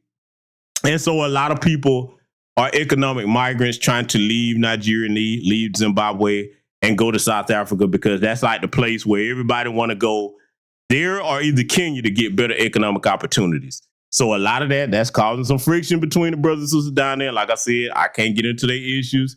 They know what's best for their country. They're going to have to work that out amongst themselves. But they do call them foreigners. So he's not wrong on that. Let's let it continue. Now, in our mindset, well, no black person should be calling each other a foreigner in a black nation. If we all black, then we ain't no doggone foreigner. We come from different lands, but we're not a foreigner. But in these different homelands, they say, you not me. I'm from Barbados. You're not Jamaica. Y'all Jamaicans, we from Barbados. You Trini. We all y'all delineate. But when it comes to black Americans, what I'm noticing is that black Americans are like basically being bullied into flat blackness to a point, but everybody else don't have to practice flat blackness. Now, let me point out why that is, okay? See, when you've been around and been to as many different places I have within the country and outside of the country, you get a clear understanding of why it's like that. I'm going to put it in, and I'm going to cut straight to brass tacks on this and put it in plain terms that everybody can understand. The reason why these different groups, particularly the Tether class, has a problem with us delineating and identifying as foundational Black American freedmen or whatever you choose to identify as with our particular lineage, because we are the foundation and the underpinning that provides all the opportunities for them. See, don't let them fool you. As disrespectful as they are talking about, you are lazy, nigga, you don't work hard, and all the other stuff that they say about us, they know who provide the opportunities for their behinds to be over here. That was our elders and ancestors. They understand that anytime something happens, see, let me just put it like it is. I've already told you for the Tether class, not all, but for the Tether class, they got them nice, fresh, out the doggone shoebox Fleet Force Ones on, and they know that, hey, if they didn't fight for nothing back home, they damn sure ain't gonna fight for nothing here. So now, if you have that type of mindset as a Tether, and you know you're not gonna fight for nothing back home, and you ain't gonna fight for nothing here, who's the main people that's always standing up for ourselves and challenging things? Who's the main people that take on any cause and make sure that when we start saying something about it in numbers, the whole world pays attention to that? Look at the 2020 uprising with what happened with the murder of our brother George Floyd. See, they know they don't have that spirit. So when we say, okay, yeah, you Tethers over here is too many of you, we're going to have to just, we'll deal with people on an individual basis, good brothers and sisters, or wherever you from. But as far as a collective, you're going to have to do your own thing. So if you the type of person where you got, your Fleet Force Ones on, you ain't trying to hear that because you're not going to bust a grape in a fruit fight, literally or figuratively. You're like, hey, if you're not going to do the work for me, who going to do it? So that's the context of why they're so adamant about trying to practice flat blackness. It's not that they want us to all be together. See, they think they clever with that little gaslighting tactic. Nah, we know what it is.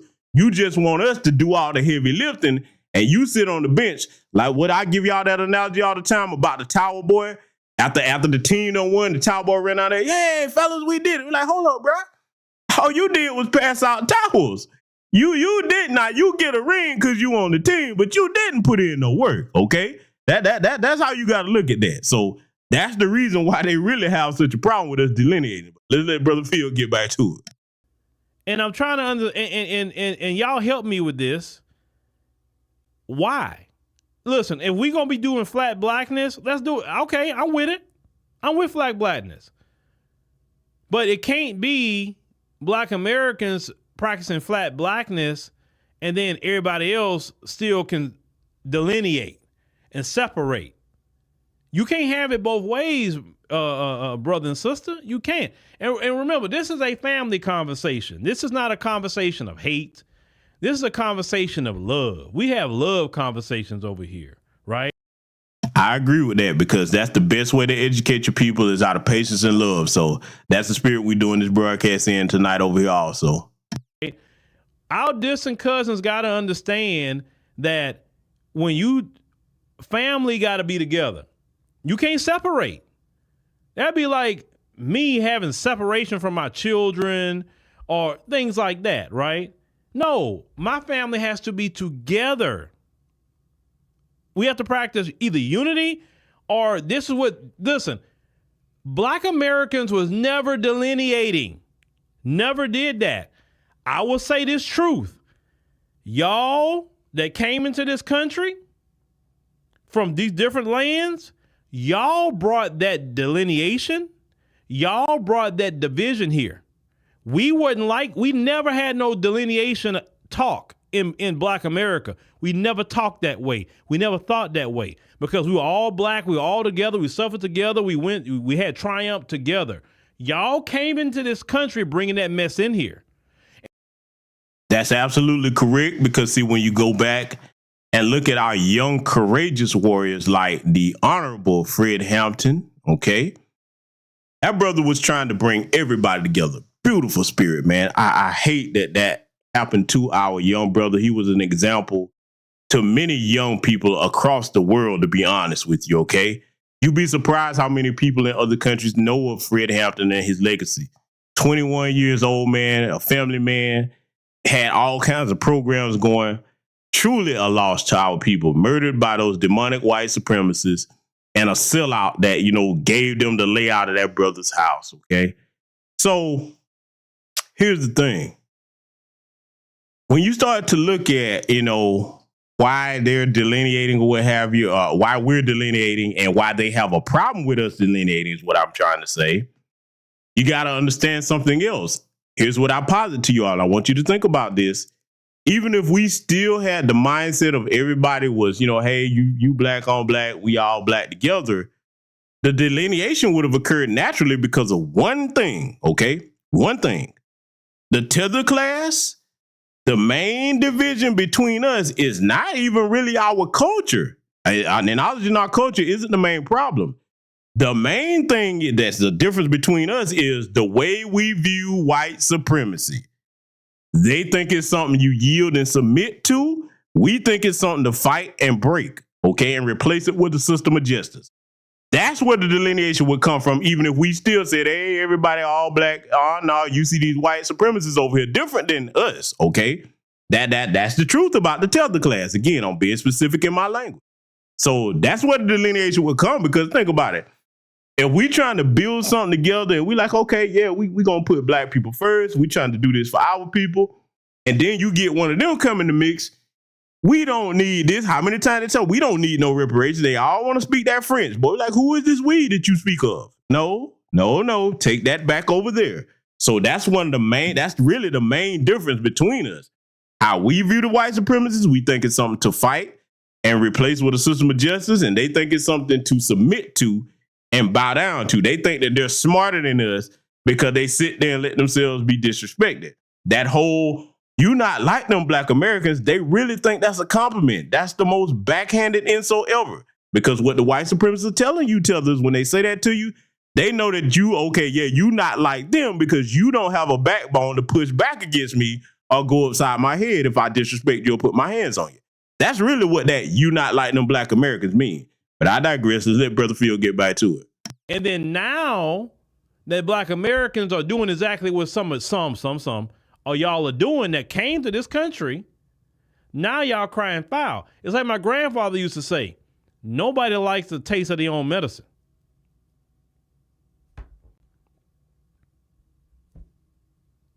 And you know how I feel. I believe Black people should work together globally.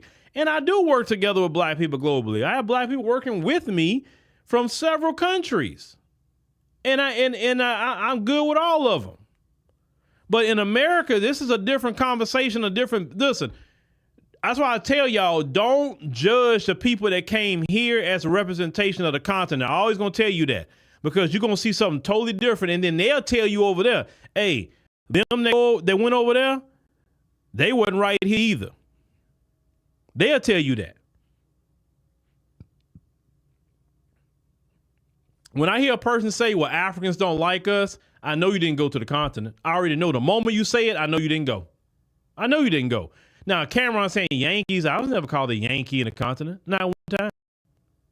Not once. The moment I spoke, they say, you Black American? Oh, man, I'm glad you're here. And they just want to start. And he's right about that. They don't call us Yankees in any African country, okay? That's more of a Caribbean thing, primarily Jamaica. Yankee boy. You know what I'm saying? That's more of a Jamaican thing to turn Yankee. So, that's where Cameron misspoke at. You know what I'm saying? And, I'm not sure if the brother Cameron has been to any African nations. Maybe he hasn't, but yeah, that's Yankee. You don't hear them really saying that over in no African country, none that I've been to. You know what I'm saying? Like, they refer to us by other names, okay? Some of them are derogatory, some of them are not, okay? So just wanted to point that out. Talking to me about everything. They want to hear everything. They want to hear the stories. They are the ones asking Black Americans, why don't we come back to the continent? Why don't we, build something over there? The people are doing that, not the governments, but the people. Now, I know some people say, well, what about all the people that got scammed in Ghana? Do you know how people be getting scammed? Like, this is the thing. Just because you go to a different country and these supposed to be black folks, right? Why do you drop your sense of street smarts? I mean, come on, most of us come from the hood. Y'all go do things over there that you wouldn't do here in America. Some of y'all are getting scammed by people and you don't even research the laws. Why would I go to a different country and don't read the law if I can even own land in that country as a foreigner? Y'all just going over there spending your money with people and not even reading the laws. That part is very important. Let's be clear. In most African nations, you can lease land, but you can't outright buy it. Now, that's not the case in all of them, but you need to do your research and see which countries that does apply to, okay? So now, he's about to get into something very important here, and I'm going to definitely take the time to chime in on this because, like I said, man, from what I'm seeing here, he's pretty accurate with everything that he's talking about. I can vouch for it because it's things that I know personally from firsthand experience. So I'm going to let Brother Phil get to the part where he starts talking about doing business. We're gonna definitely need to touch on that. Or some of y'all are buying land and y'all didn't even go see the land. That's like going by a house in America. You just heard about it and saw it online and you just bought the house. You don't know anything with the house. You don't know what's going on with it. You don't know nothing, but you just bought the house and you saw it online. Now, in America, you have certain protections that you don't have in other countries. It's true. But we got to use some common sense. If something that sounds too good to be true, a lot of times it is. It is. Sometimes, listen, in those situations, you got to go to those countries with your eye on that after you do your research. And foreigners, for instance, in Ghana, cannot own land anyway like that. Not actually outright own it. So you need to do your research. You just got to do your research. That's the only thing I'm saying. Don't just be so mesmerized because scammers are everywhere. So like, I don't see how people get scammed here in America. All these too good to be true, schemes, Ponzi schemes that people get sucking into right here in America every day. I'm like, how they not see that one as a scam? You know what I'm saying? Pocket Watcher and JT, he's covering scams all day long that people are doing. I'm like, wow, really? Brother, sister, you did that kind of scam? So you can get scammed anywhere because I saw that too. is that people saying, oh, see, that's scam Africanism. Like, bro, people get scammed here every freaking day and going to federal prison behind scamming. Right now on Black American communities. So please, crime is everywhere. The thing is, I don't know why you putting on them some, like a higher, I don't know why you thinking them higher or something like than what you think about people here. I'm going to chime in on that part right there because Brother Phil is right. Crime is everywhere, okay? We got scammers over here. There's scammers all around the world. But in particular, when we dealing with the continent, here's the difference. And this is coming from somebody that hadn't just spent a few weeks there, okay? The difference is, over in most African nations, the greater majority, ain't no such thing as a government program. There's no government assistance. You're not going to get no welfare, no food stamps or whatever. So if you poor over there and you ain't got it, you better figure out how to get it or you just won't have it. So when you go to a lot of these places, and unfortunately, if the East Indians are there running things, okay, if you got the Chinese coming in now, okay, you got, of course, definitely them white folks, and it's particularly in South Africa, the Boers, okay. If you got them controlling the economics and they not really, trying to hire you and they putting their own people first above you, I know that's very sad. In African nations, you got foreigners coming in, real foreigners that are not African at all, and setting up industry and employing their people over the Africans, okay? You got a lot of that going on. What that makes people do, and this is where I'm not picking on nobody, as a human being, just on a human being level, if you don't have the basics that you need and you don't have an honest way to get that, you ain't going to just sit there and let yourself starve to death. You're going to do whatever you need to do. Now, I'm not justifying anything, but I'm saying I do understand that over there, the scamming for some of them, hey, look, they're like, all right, I got to go out here and do what I got to do. Now, that don't make it right, but I'm just saying that's why it's so bad over there with that scam stuff. And see, what I would have a problem with, fortunately, I've never been scammed doing no kind of business over there because, I've got solid connections and things. I speak the language of most places that I go to over there. Okay, I understand the currency, the laws, exchange rates, all of that stuff when I'm trying to do business in whatever category. But I've seen that happen to other people for some of the reasons Brother Phil said. They have this pie in the sky fantasy or Pan-Africanism vision. And they're thinking, I'm going to get over here and everybody's going to treat me right. I'm like, no, you got to keep your wits about you wherever you go in the world, okay? There's good people and there's bad people. Don't ever turn off your common sense, know where you go, all right? So now, when it comes to like the scamming or what have you, like, let's say sometimes it's life or death for them. The problem that I have is the people that don't have to scam, the people that are in legitimate business positions, and then they try to like, have you bribe. Like, for example, I don't know how many of you been to Nigeria, but y'all know I'm telling the truth about this. If you've ever had this experience, if you ever get off in the airport in Nigeria, some of them will say, hey, big man, small. Now, what that means is, hey, man, give me a little something, man. You know what I'm saying? They be trying to see if you going to give them something. Like, listen, man, I told like, look, if you didn't ask them white folks for no money, don't come asking me for nothing. You know what I'm saying? So, I mean, that's unfortunately, that has become a part of the culture in certain places to either try to get bribes from people or to try to scam somebody, okay? But we're going to get deeper in that in a minute because, like I said, he's finna start talking about business. There's going to be several things I want to point out about it that I know of firsthand. Like, you going over, if you look like a lick, people going to get you. And you going into a foreign country, come as an American, because you are an American, you better believe that. You an American, so you're going to be looked at that's having more money when you go anywhere. So if somebody's He's absolutely correct because, see, if you took $10,000, just say you took $10,000 of American money, okay, US dollar, and you went over to most African nations, don't you know in some countries your money would double, in some countries it would triple? So they're not stupid. They know that exchange rate on that dollar, it goes a lot further in certain African nations than it would, you know what I'm saying, like over here. So like he said, some of them, not all, but a lot of them, when they see you, they be like, oh, yeah, buddy. And they start looking at you like the wolf in the cartoon when he start looking at, looking at the little characters you finna eat. Remember Wile E. Coyote? You would look at the road runner, you imagine him as a big drumstick. Unfortunately, that's how some of them will look at you, okay? So that's the reason why they do that. Let's let it continue.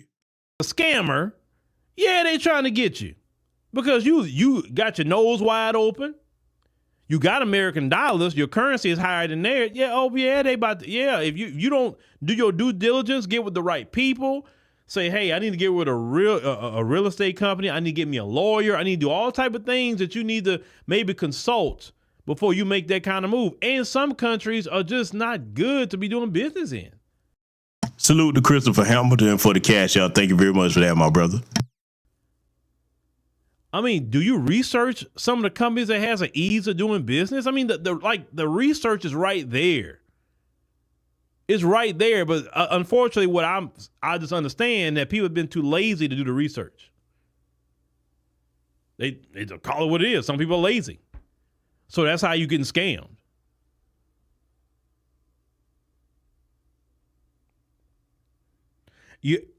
Panic Sell Poppy said you better know the language or pay. You say also I'll pay what in local currency.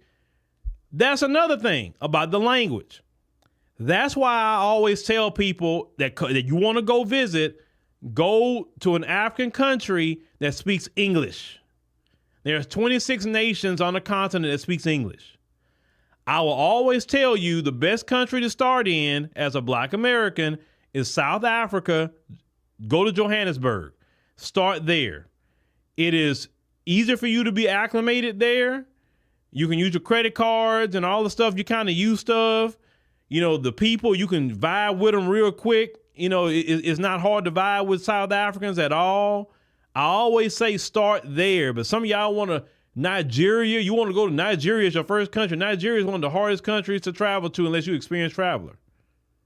Then Nigeria wants all this, your bank statements and all. Like, what? South Africa, you can show up there. Don't even need a freaking visa. You just show up, give them your passport, immigration, let them know how long you're going to be there. They give you 90 days or whatever. You can stay 3 months. And then, you know what I'm saying? You can go right on in. And South Africa ranks number 4 on the continent as the ease of doing business. Now, I'm going to tell y'all something. And maybe if I say something, maybe they'll hear me and something move a little faster. I was trying to hold this off, but I'm going to go ahead and tell it. So in Kenya, love Kenya. Kenya is great people. But you remember when I talked about the government is one thing and the people are another, and I can easily separate the people from the government, kind of like this country.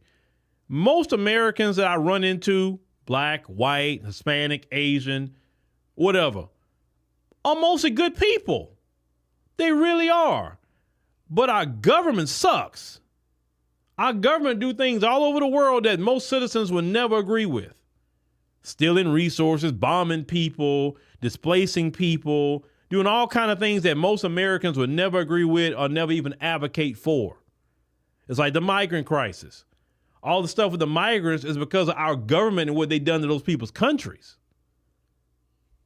Most Americans would have never advocated for that, right? So we ended up setting up like at least a division of African Diaspora News Channel in Kenya, right? And we did that through Worldviews. They had this thing where they help you set up business over there, right? So after a time, I say, okay, well, we're going to kind of just, kind of separate from that and just kind of do a business transfer on our own. And we just kind of have it there and we build some things like that just on our own. I mean, there was a way in, great, but now we're going to do a transfer. So we paid a lawyer, and then I'm like, okay, what's taking so long? Versus I've done this in the States and all you got to do is put a change, give the percentages, pay your fee, and you'll get your paperwork. Just like this. It's been so many months.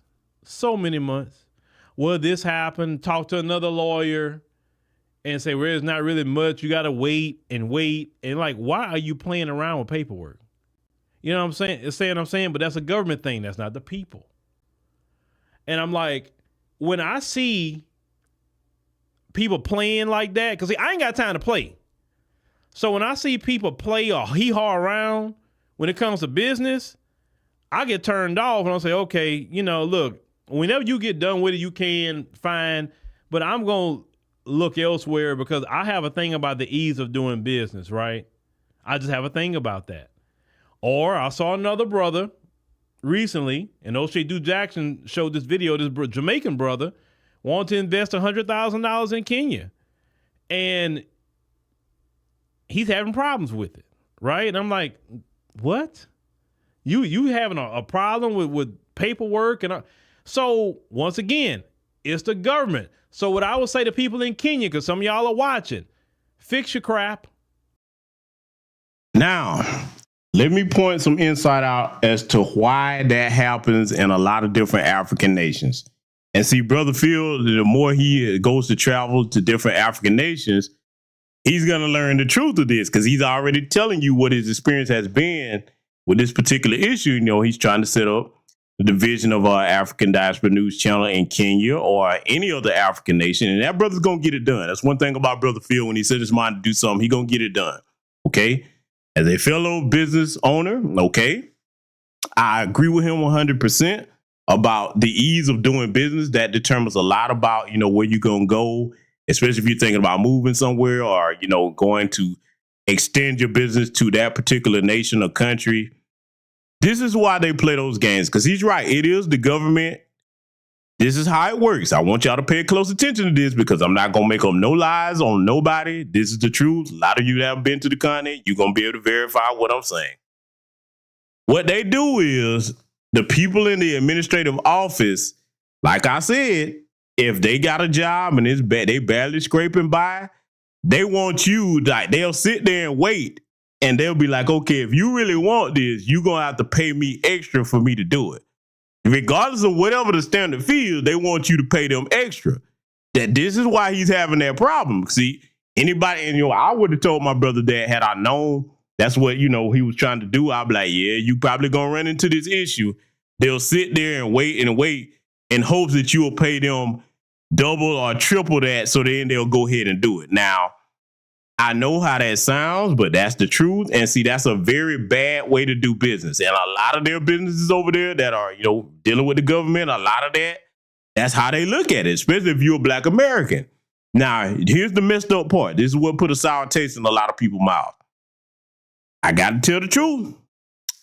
If you were Asian, East Indian, shoot, if you were them boys coming, you know what I'm saying, down from like, you know, Persian, places like that. Nah, not Persian, but what I was saying, I'm trying to think, what them brothers that come down from the United Arab Emirates, places like that, they don't do them like that. Oh, they don't do them like that, man. They boy, roll out the red carpet for them. I've seen that. I know what I'm talking about. I'm not saying every situation, but the people that, you know, look down on them, they seem to, you know, facilitate the ease of business with those people. And that's an unfortunate truth. So it's like a lot of people that have gone through that or seen that, they be like, okay, see, that's why I'm not even trying to fool with that. That's the way a lot of people that have had that experience will think. And see, and the more Brother Phil starts to deal on the continent, he gonna see that that's a common occurrence. Okay, you can get a little bit better service in South Africa than you can with some other parts like that. But yeah, I'm not gonna say it's not down there either. It is. It just depends on who you're dealing with. This is why you really have to do your research on who you're trying to conduct business with, get connections so that you can learn, you know, okay, hey, these people right here, they're gonna be on that crowd where they're trying to bribe you and make you pay double or triple to get the paperwork done. And see, this is why, you know, like I said, in addition to speaking the language, it's good to really form those grassroots connections in the countries that you go to. Let me give y'all a little tip for those of you that are not very well traveled, and I encourage you to start traveling when you're able to. It's not as expensive as you think. One of the things I do if I go somewhere and I got time to spend a couple of weeks, instead of just trying to party and this or that, I spend time trying to make solid friendships, solid connections, being courteous with people. For example, if you're staying at a hotel, be courteous to your doorman. You know what I'm saying? That's the person right there that, hey, you're going to get a lot of game from them. Look out for them. You know what I'm saying? Tip them. Okay, that man, you'll be surprised how much that will help you in a different country. You understand? All right. Then if it's anybody else that's providing a service for you, hey, go to them, let them know, hey, look, man, If you give me a fair rate on this, give me the standard price, I'll buy more than that. But don't try to scam me now just because I'm a Black American. I mean, look, it's all about how you conduct yourself with people. Because see, a lot of people, what they'll do, they'll go and then like they'll run across that particular issue, and then they'll start trying to react like we would over here. Trying to get an attitude, this, that, third. That's not gonna work because you're in somebody else's country. And if it does come down to it, they're gonna side with their own people versus you. So it's all about, your people person skills, you know what I'm saying, your social skills, you know what I'm saying, being, having a good talk game. You know what I'm saying? So, that's something that I would add to that. And it's unfortunate that Brother Phil is going through that, but that's something I could have told him. I like, yeah, that's pretty common.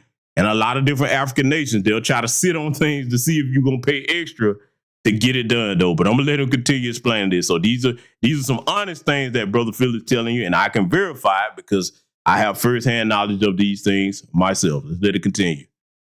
With the government in Kenya, because y'all are holding potential investments, business back versus countries like South Africa.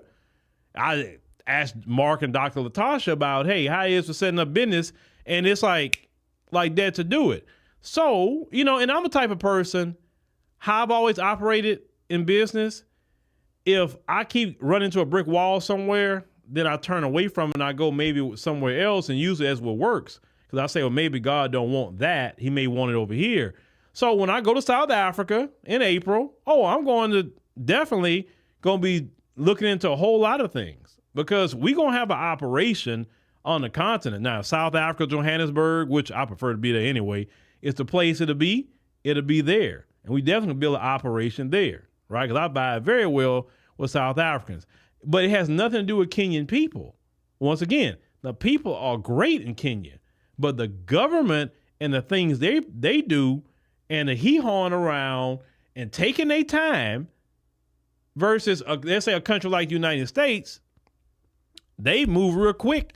Well, baby, you create a business. Of course, you got to follow rules here and laws here, but that's what I'm talking about.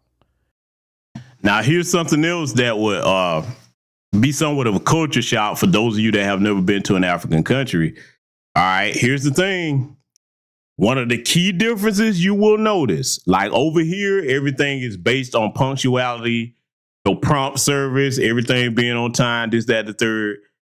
When you go to an African nation, the greater majority, now some places are better than others about it, but you'll start to see certain things. You'll probably laugh at this if you ever take a visit. You'll be like, man, GPS told me. Punctuality, even in businesses, that's not really like if you thinking that, for example, you go to a restaurant or whatever, you think you're going to have lickety-split service just like that, especially if you ain't tip nobody or nothing like that. Yeah, you're going to have another thing coming. You're going to be in for a wait. They don't view punctuality the same. That's just the way a lot of their culture is. They're more laid back. Okay. I mean, look, I'm just, like I said, they got their reasons for it. That's how their society is. You know what I'm saying? Like I say, there's some places that are better about it than others. Certain businesses that understand that, okay, punctuality means, and excellent service means that, okay, I'm going to get more business. But unfortunately over there, and this kind of ties into the whole thing about trying to bribe people so that they can get your paperwork faster.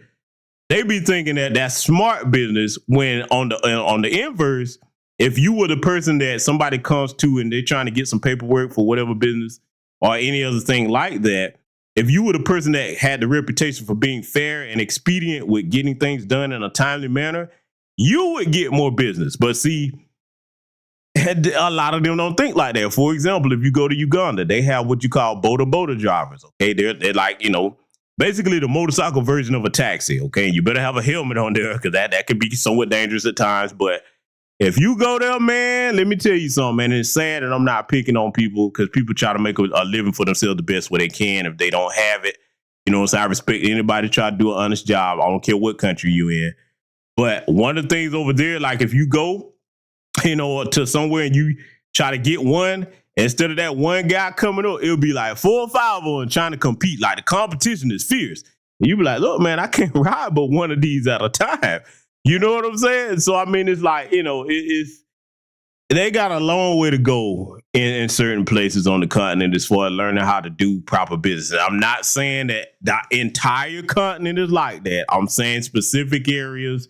Y'all know what I'm trying to say, okay? So, you know, some people take their, he said it ain't no such thing as good business in no African nation. Nah, that's not what I'm saying at all. I'm just telling the truth about what you'll find if you go to certain places in certain African nations, okay?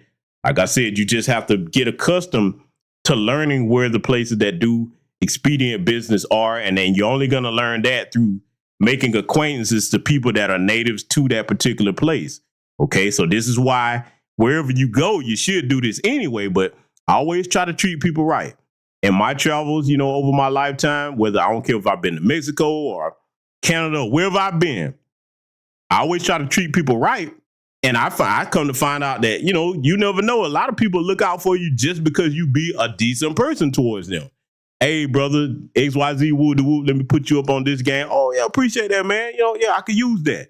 You know what I'm saying? So wherever you go, try to be a cordial person as far as it depends upon you, and you'll have a lot more, you know, a lot easier time. You know, and I'm not saying that that's Phil's problem. You know what I'm saying? Brother Phil don't give you no problems unless you start up with him. Okay. But I'm just saying in general, for those of you that haven't traveled to any different nations, just, you know, put your best foot forward. Okay. It don't cost you nothing to be courteous to somebody. And a lot of times that can make the world of difference between you getting information you wouldn't ordinarily have or versus the way people treat you at times. So let's let it continue. You know, and that also stifles jobs that can be brought to the country, that can, you know, stifle a whole lot of things, right? Now, some people say, oh, well, that's just Africa. That's how it is. Well, I don't accept that's Africa. I don't accept that, because you're living in a global society and you're going to move, at least when I'm around, I'm going to move a certain way, period. And if it's just not the certain way, I'm just not going to move that way. So, yeah, the government in Kenya, can y'all kind of get y'all act together a little bit, speed up paperwork a little bit more? It doesn't take that long to make a transfer. It don't. Just letting y'all know.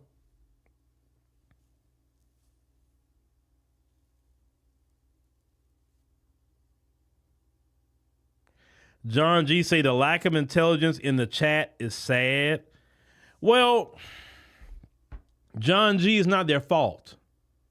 It's not their fault because America don't educate us. They indoctrinate us in this country. America taught us to be isolationist. And what I mean by that is America's taught us like we're the only people in the world that exist. So since they haven't taught us about other people and other cultures, they don't even encourage us to get passports. They don't. Only 32% of Americans have passports. A passport is only $130. People waste that at a restaurant. They don't even encourage us to world travel. They don't. We still arguing about ethnicity, race, and nationality. Something we should have learned in elementary school, maybe middle school. And yet people are still confused by that, but it's not their fault because the American education system do not teach you to critically think.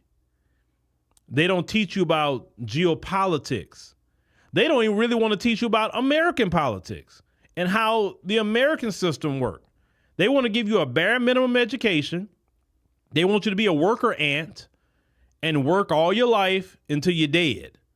They don't teach you the art of business. They don't really promote any of that. I mean, think about that. I mean, like I can't get mad at people because I used to get upset with people when it comes to that. But I had to think how they were educated.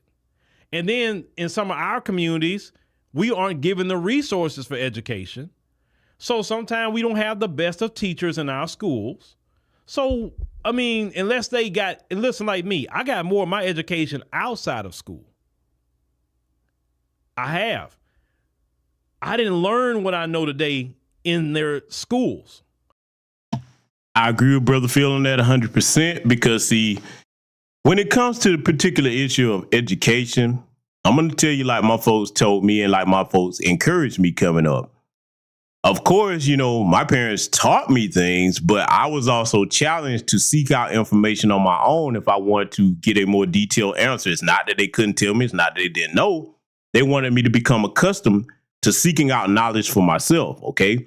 When you make knowledge your own, then you really have an understanding of it. You really know it when you go to search out the truth for yourself, okay?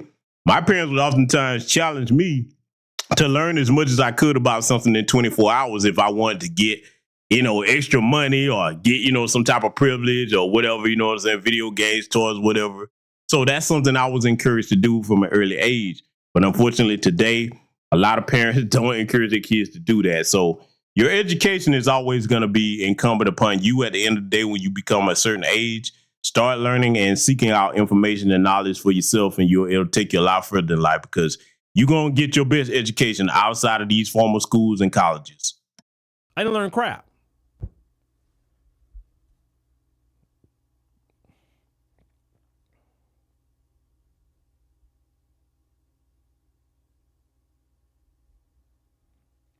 Yeah, Zoria Lyons said America taught us to be self-centered and think about ourselves as individuals instead of a unit.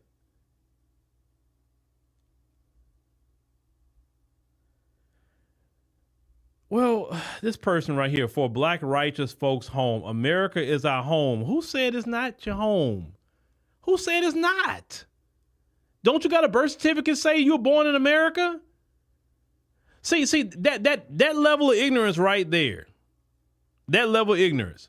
So it's wrong for somebody to tell you to spend $130, get a United States passport that clearly says you're American, clearly says it, right? And that you can travel, take your family somewhere, do whatever to expand your options if you would like to travel or do something else. That's what I'm talking about right there. And that's what sometimes I don't like about social media is because people take things and run with it in a way that even a person that's speaking certain things not even saying or intending.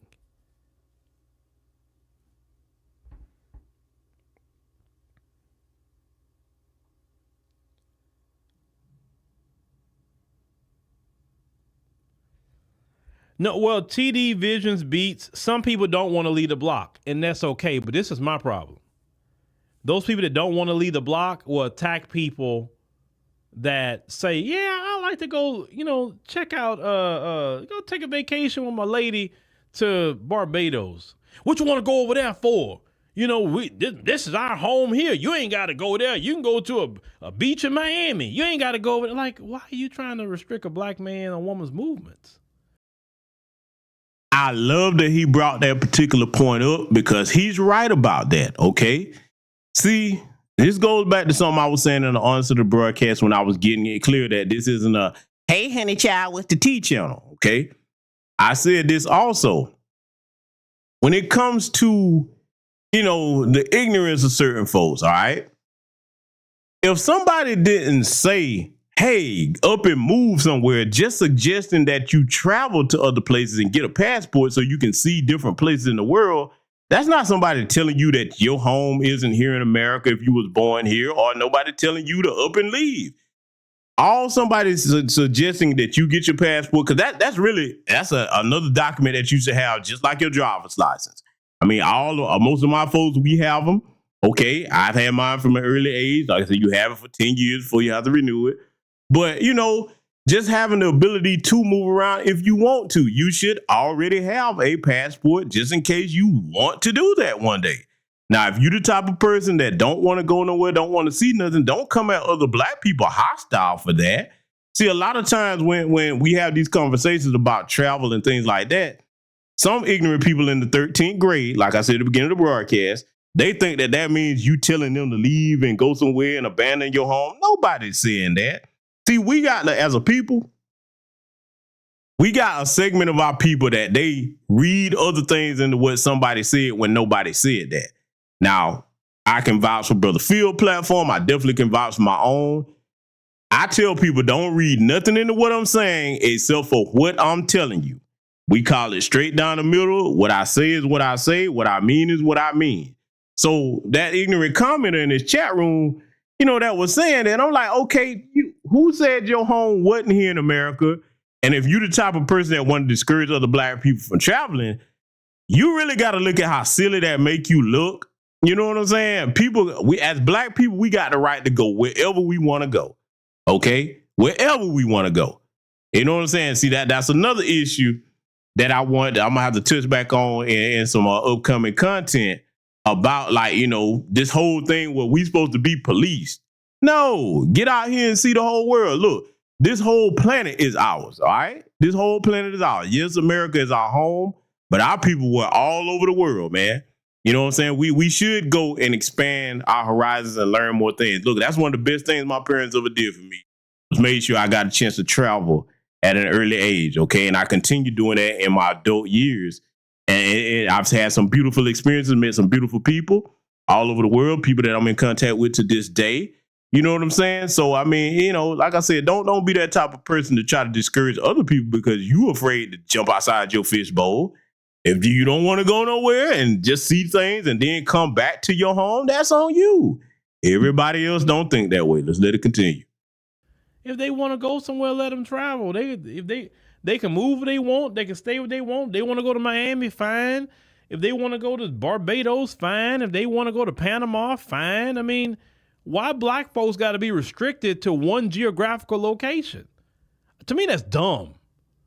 I couldn't sit my whole life in a neighborhood with the same people, looking at the same stores, the same liquor stores, Pookie and Ray Ray. I'm sorry, I can't.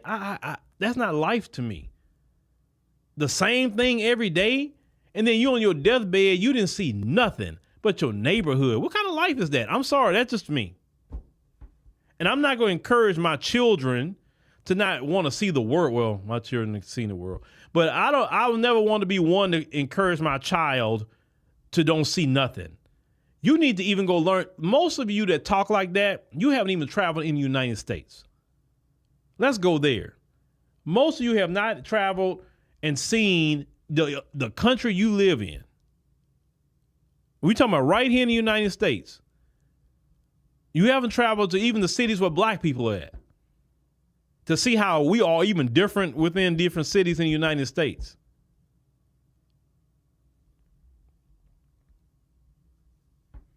Yeah, see, Keisha gets it. Keisha say she love to travel and get away from them folks. She planning her trip right now. And shout out to Keisha. Keisha got it. Keisha got it 100%. And Keisha's a black American. And Keisha has every right to travel. Let me tell you something. Our black American ancestors fought, died for us to thrive. And if Keisha wants to travel, Keisha can go to any country in the world that Keisha want to go to. And Keisha having fun. Let me tell you something. I've met black Americans. I've actually met some great black Americans traveling that I probably would have never ran into.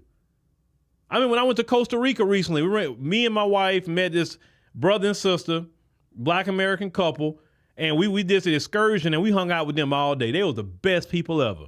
They was from Detroit. And I remember this other time went to South Africa, met this one sister we was all talking to from Atlanta, had a business. And the black people that I do meet, like these black people, like they got it going on. They doing their thing. You know, they figured out the system, how to travel. You know, they have some inspiring stories. Some of them traveling with their children, you know, their husbands, wives. Like, what's wrong with our people traveling? Nothing.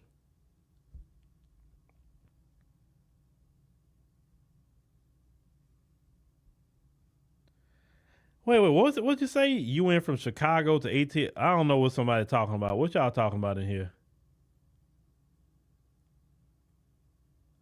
Well, KC777, the majority of black people don't have passports. That's true. Only 32% of Americans have passports. Only 5% of black Americans have passports. So the majority of us don't have passports. That's the truth. We really don't.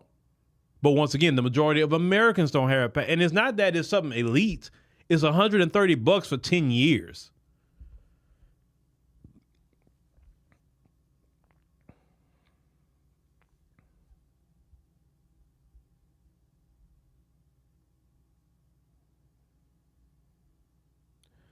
You say, now Miss Incognito 72, I'm comfortable here. Glad you're comfortable. She said, I've traveled out and about. What I've noticed is I always have to have a bag. I don't know what kind of bag you had to have. It says it's like they come sniffing, trying to get over when I traveled outside this country. Well, you're an American and you looked at as a person that's rich. That's what you don't realize. And, you know, the word no is understood in pretty much every language. You know, somebody asks you for something. Hey, can I have, man, I'm not right now, brother. If I had it, I mean, I gotta keep my money, bro. I don't know what to tell you. And my thing is, I'm not going to give you money. So don't ask. I'd rather give you a job. You do better trying to come get a job from me, even if it's something for the day or whatever. I respect it if you try to ask me for a job over, than just giving you money. Because I don't believe in just giving money to anybody. Now, let me point out something. Let me point out something, and y'all better pay close attention to this. You talking to a man that's been a lot of different places in the world. What Phil just said, that works for the civilian population. If you go to one of these countries where these police are corrupt and they hem you up talking about, hey, listen, you know, they trying to, you know, get a couple of dollars out you, you're not going to tell them no. Oh, no, you not. Because you better think about what I'm saying. I know a lot of people, I ain't finna do that. Oh, in that situation, you better. So what you gonna do? Let me tell you something. You go down to Mexico and run across some of them crooked federales down there. Y'all okay? No, it ain't worth it, bro. Pay the money. Now, I've never had to deal with that. I done had some situations where I thought that was gonna be the case. But like, you know, you look, let me tell you what you do if you ever encounter that, okay? One of the main things that might help you, depending on how calm you are, is to let them know that you're an American, okay? Because if they think that you, see, look, I hate to say this, because I got to tell the truth. I don't like what I'm about to say, but I know it's the truth.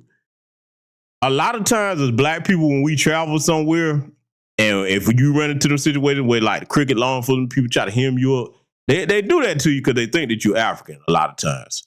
I look, my African brothers and sisters, I love you, but y'all know the problems that y'all have just traveling, okay?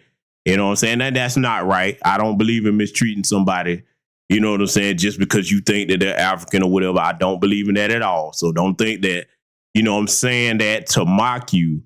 But a lot of Africans will tell you, you know what I'm saying, traveling, hey, man, they don't get treated very well at all. They really don't.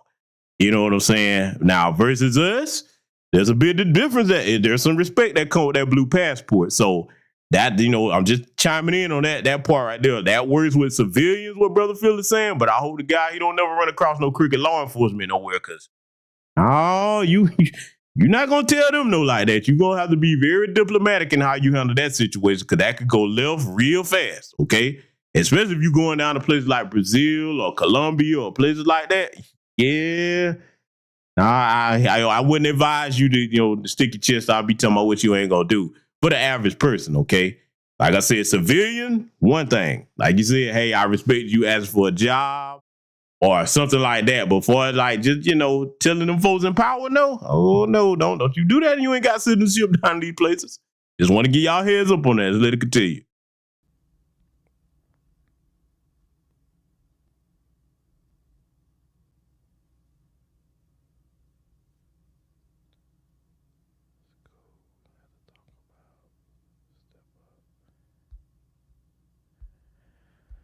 A passport does not cost $200. I just got my son's passport the other day. It did not cost $200.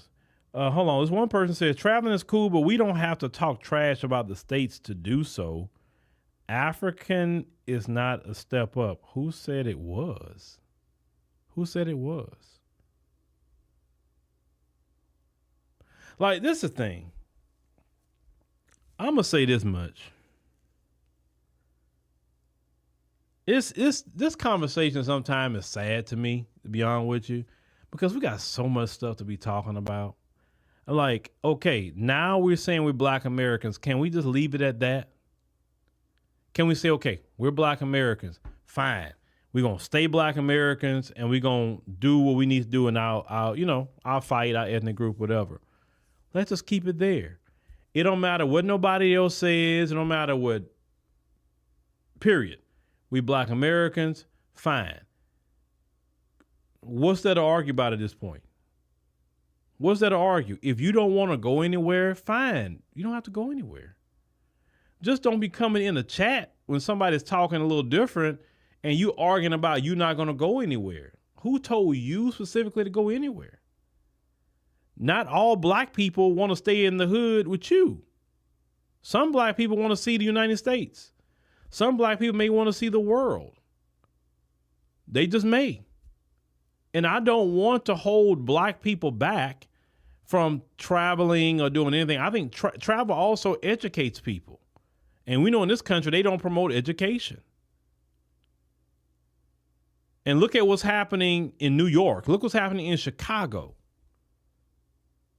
In your cities. Look what's happening. You're being literally displaced.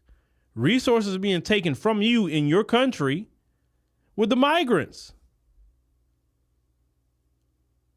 They're taking everything from you. Slowly but surely. Even some of the white folks are now they starting to get it. Look what happened in New York the other day. They put them kids out of school. Who was out there fussing and fighting? It was mostly white people. Because now they experiencing it now. So I was just saying, don't get too comfortable. Because the way this country is going and the way y'all vote in this country, with all that Democrat crap, you gonna see how many you gonna be unemployed. The migrants gonna have all those jobs. And you really gonna be complaining then. Some of you, not all of you.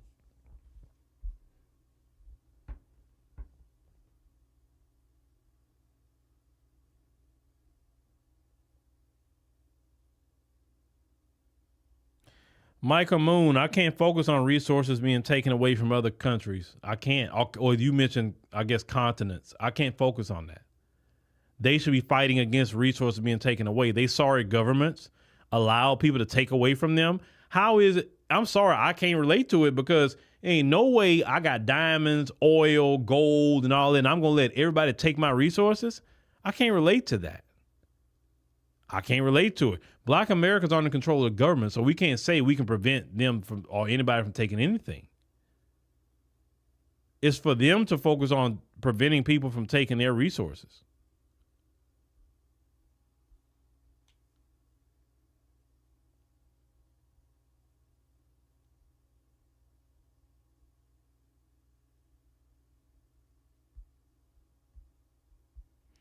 Keisha says she gonna sit it out. A lot of people gonna sit it out. They are, but anyway, like I said, with that being said, once again, Cameron say he's Black American. A lot of you in the chat say you're Black American. Well, let's just leave it at that. You're Black American. Like I said, I don't really see much of a conversation after that. Why do you got to keep explaining to people why you identify as Black American? I don't, because like me. When I say something, I don't have to explain to nobody why I'm saying it about myself. It is what it is. When I travel to the continent, I tell people all the time, I'm a Black American. I say it repeatedly. I'm a Black American. Black America, Black American. It's just that simple. That's what I identify as, and I'm not going to argue with nobody about it. So, agree with Cameron. Just don't argue with people about it. But anyway, ladies and gentlemen, like I said, some of this conversation in the chat is getting on my nerves because some people just want to argue for no reason. That's one thing about social media that is just like people want to argue for nothing. For nothing, really. For nothing. Well, they said this on the Twitter space. I don't care what they say. If you label yourself as a Black American, who cares what they say on the Twitter space? And what they say on the Twitter space don't affect you in your life. They don't even know you. They ain't got no power to affect you. That's why they on Twitter space talking. Because if they had some sort of power to affect anything, they wouldn't be on Twitter space. You notice the people that's in power ain't on Twitter space? The elite isn't on Twitter space talking. They doing it to you. The people in power, Biden and them, they not on Twitter space talking. They letting all the migrants in, messing with you. Always remember that. The billionaires and all them people just not really talking like that. They doing. So you want to do more doing and less talking. Unless it's your job to talk.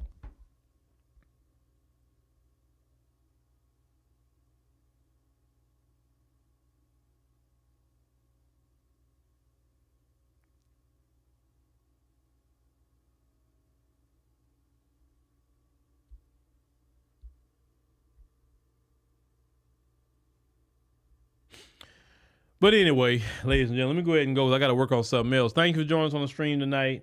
And make sure you, follow us on all platforms. Download the app. Let's say greatly appreciated. Sign up there. Like I said, we'll be emptying the vault as time go along. Bringing out new content. But everybody that's coming through, like I said, we see you. We appreciate you.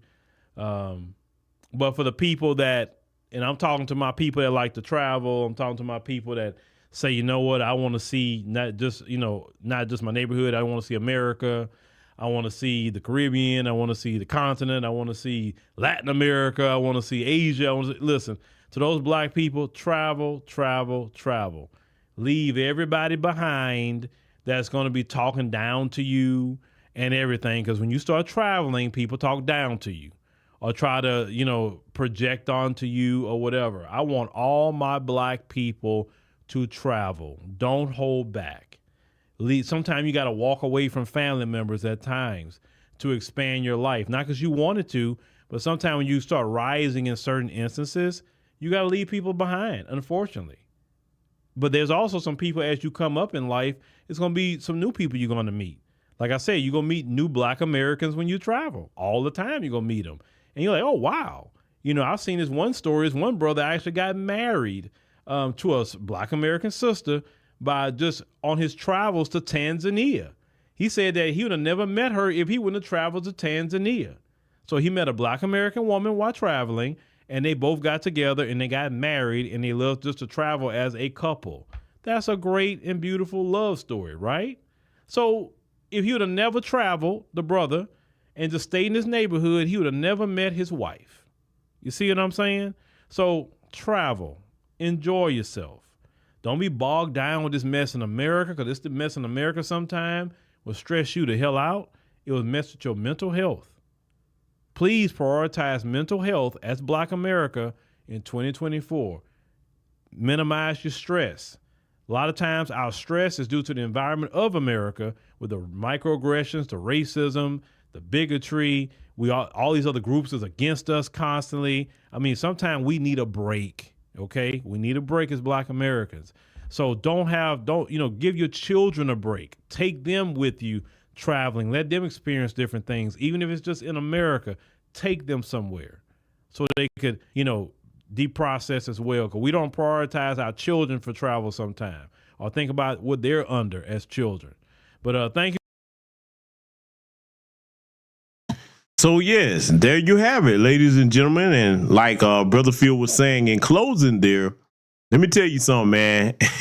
One of the dopest things that you'll ever experience if you start traveling, and a lot of you that have already got out there and started going different places, when you run into another one of our people abroad, oh man, that's a dope ass feeling, man. I mean, it's like you can't really put that into words, because the only way I can kind of give that to you, so you'll relate to it if you haven't experienced that, it's kind of like if you go somewhere, right? This is a good analogy. It's kind of like if you go somewhere and you know what I'm saying? It's a room full of white folks, and then you finally see the other black person over there. You're like, yeah, okay, yeah, all right. You know what I'm saying? Now, look, that's a dope ass feeling, man. So that was beautiful that brother met, his wife traveling abroad, and he probably wouldn't have ran across her if he'd stayed here. Things like that do happen. So like I've always said, travel is the best education you can get, and I encourage you to do so. But in, regards to everything else that we discussed over here about bloodlines and culture, like I said, we're foundational Black American freedmen. That ain't nothing we got to argue with nobody about. It is what it is. There is no end game to our lineage, like a lot of the Teleglass were saying. We're going to celebrate who we are. We're going to be an empowered people. And while we're doing that, it doesn't mean that we have to disrespect other people, but we're not going to accept disrespect from other cultures either, okay? And I think you can't get no more fair than that.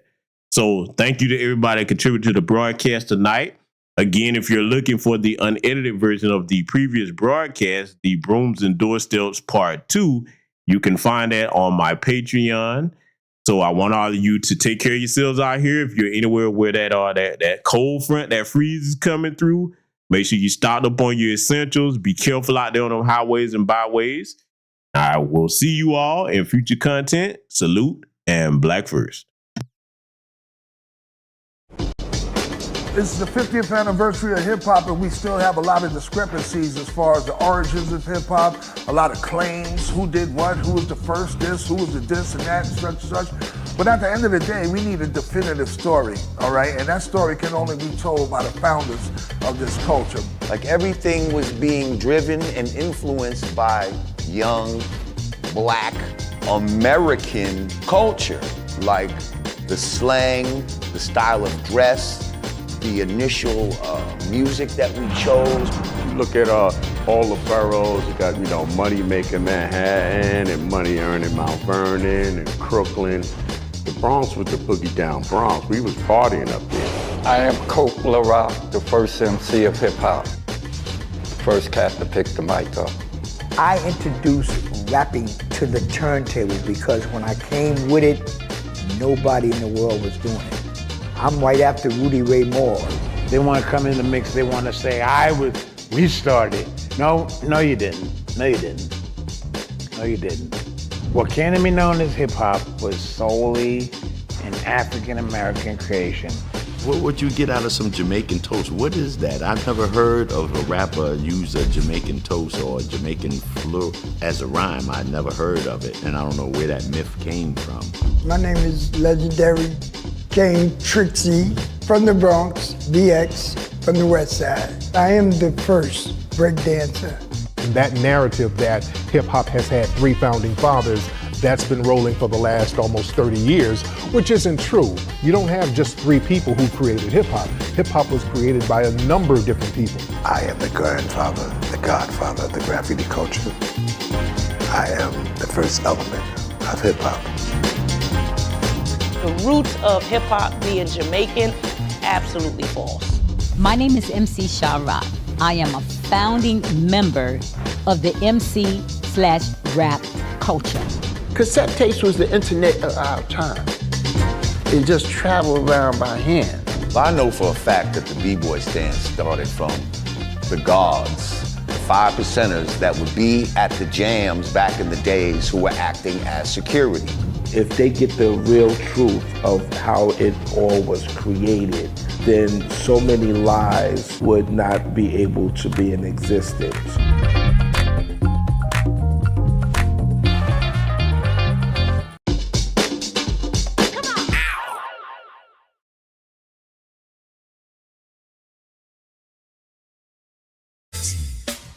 So when we talk about hip hop and what it is, it's an extension of the music and the instrumentation that our forefathers created. Check out the live stream premiere of the documentary short, It's Bigger Than Hip Hop, The Black American Family Tree, and Q&A, a fundraiser to create a series detailing music's evolution. Go to DewanB.com for streaming passes and crowdfunding.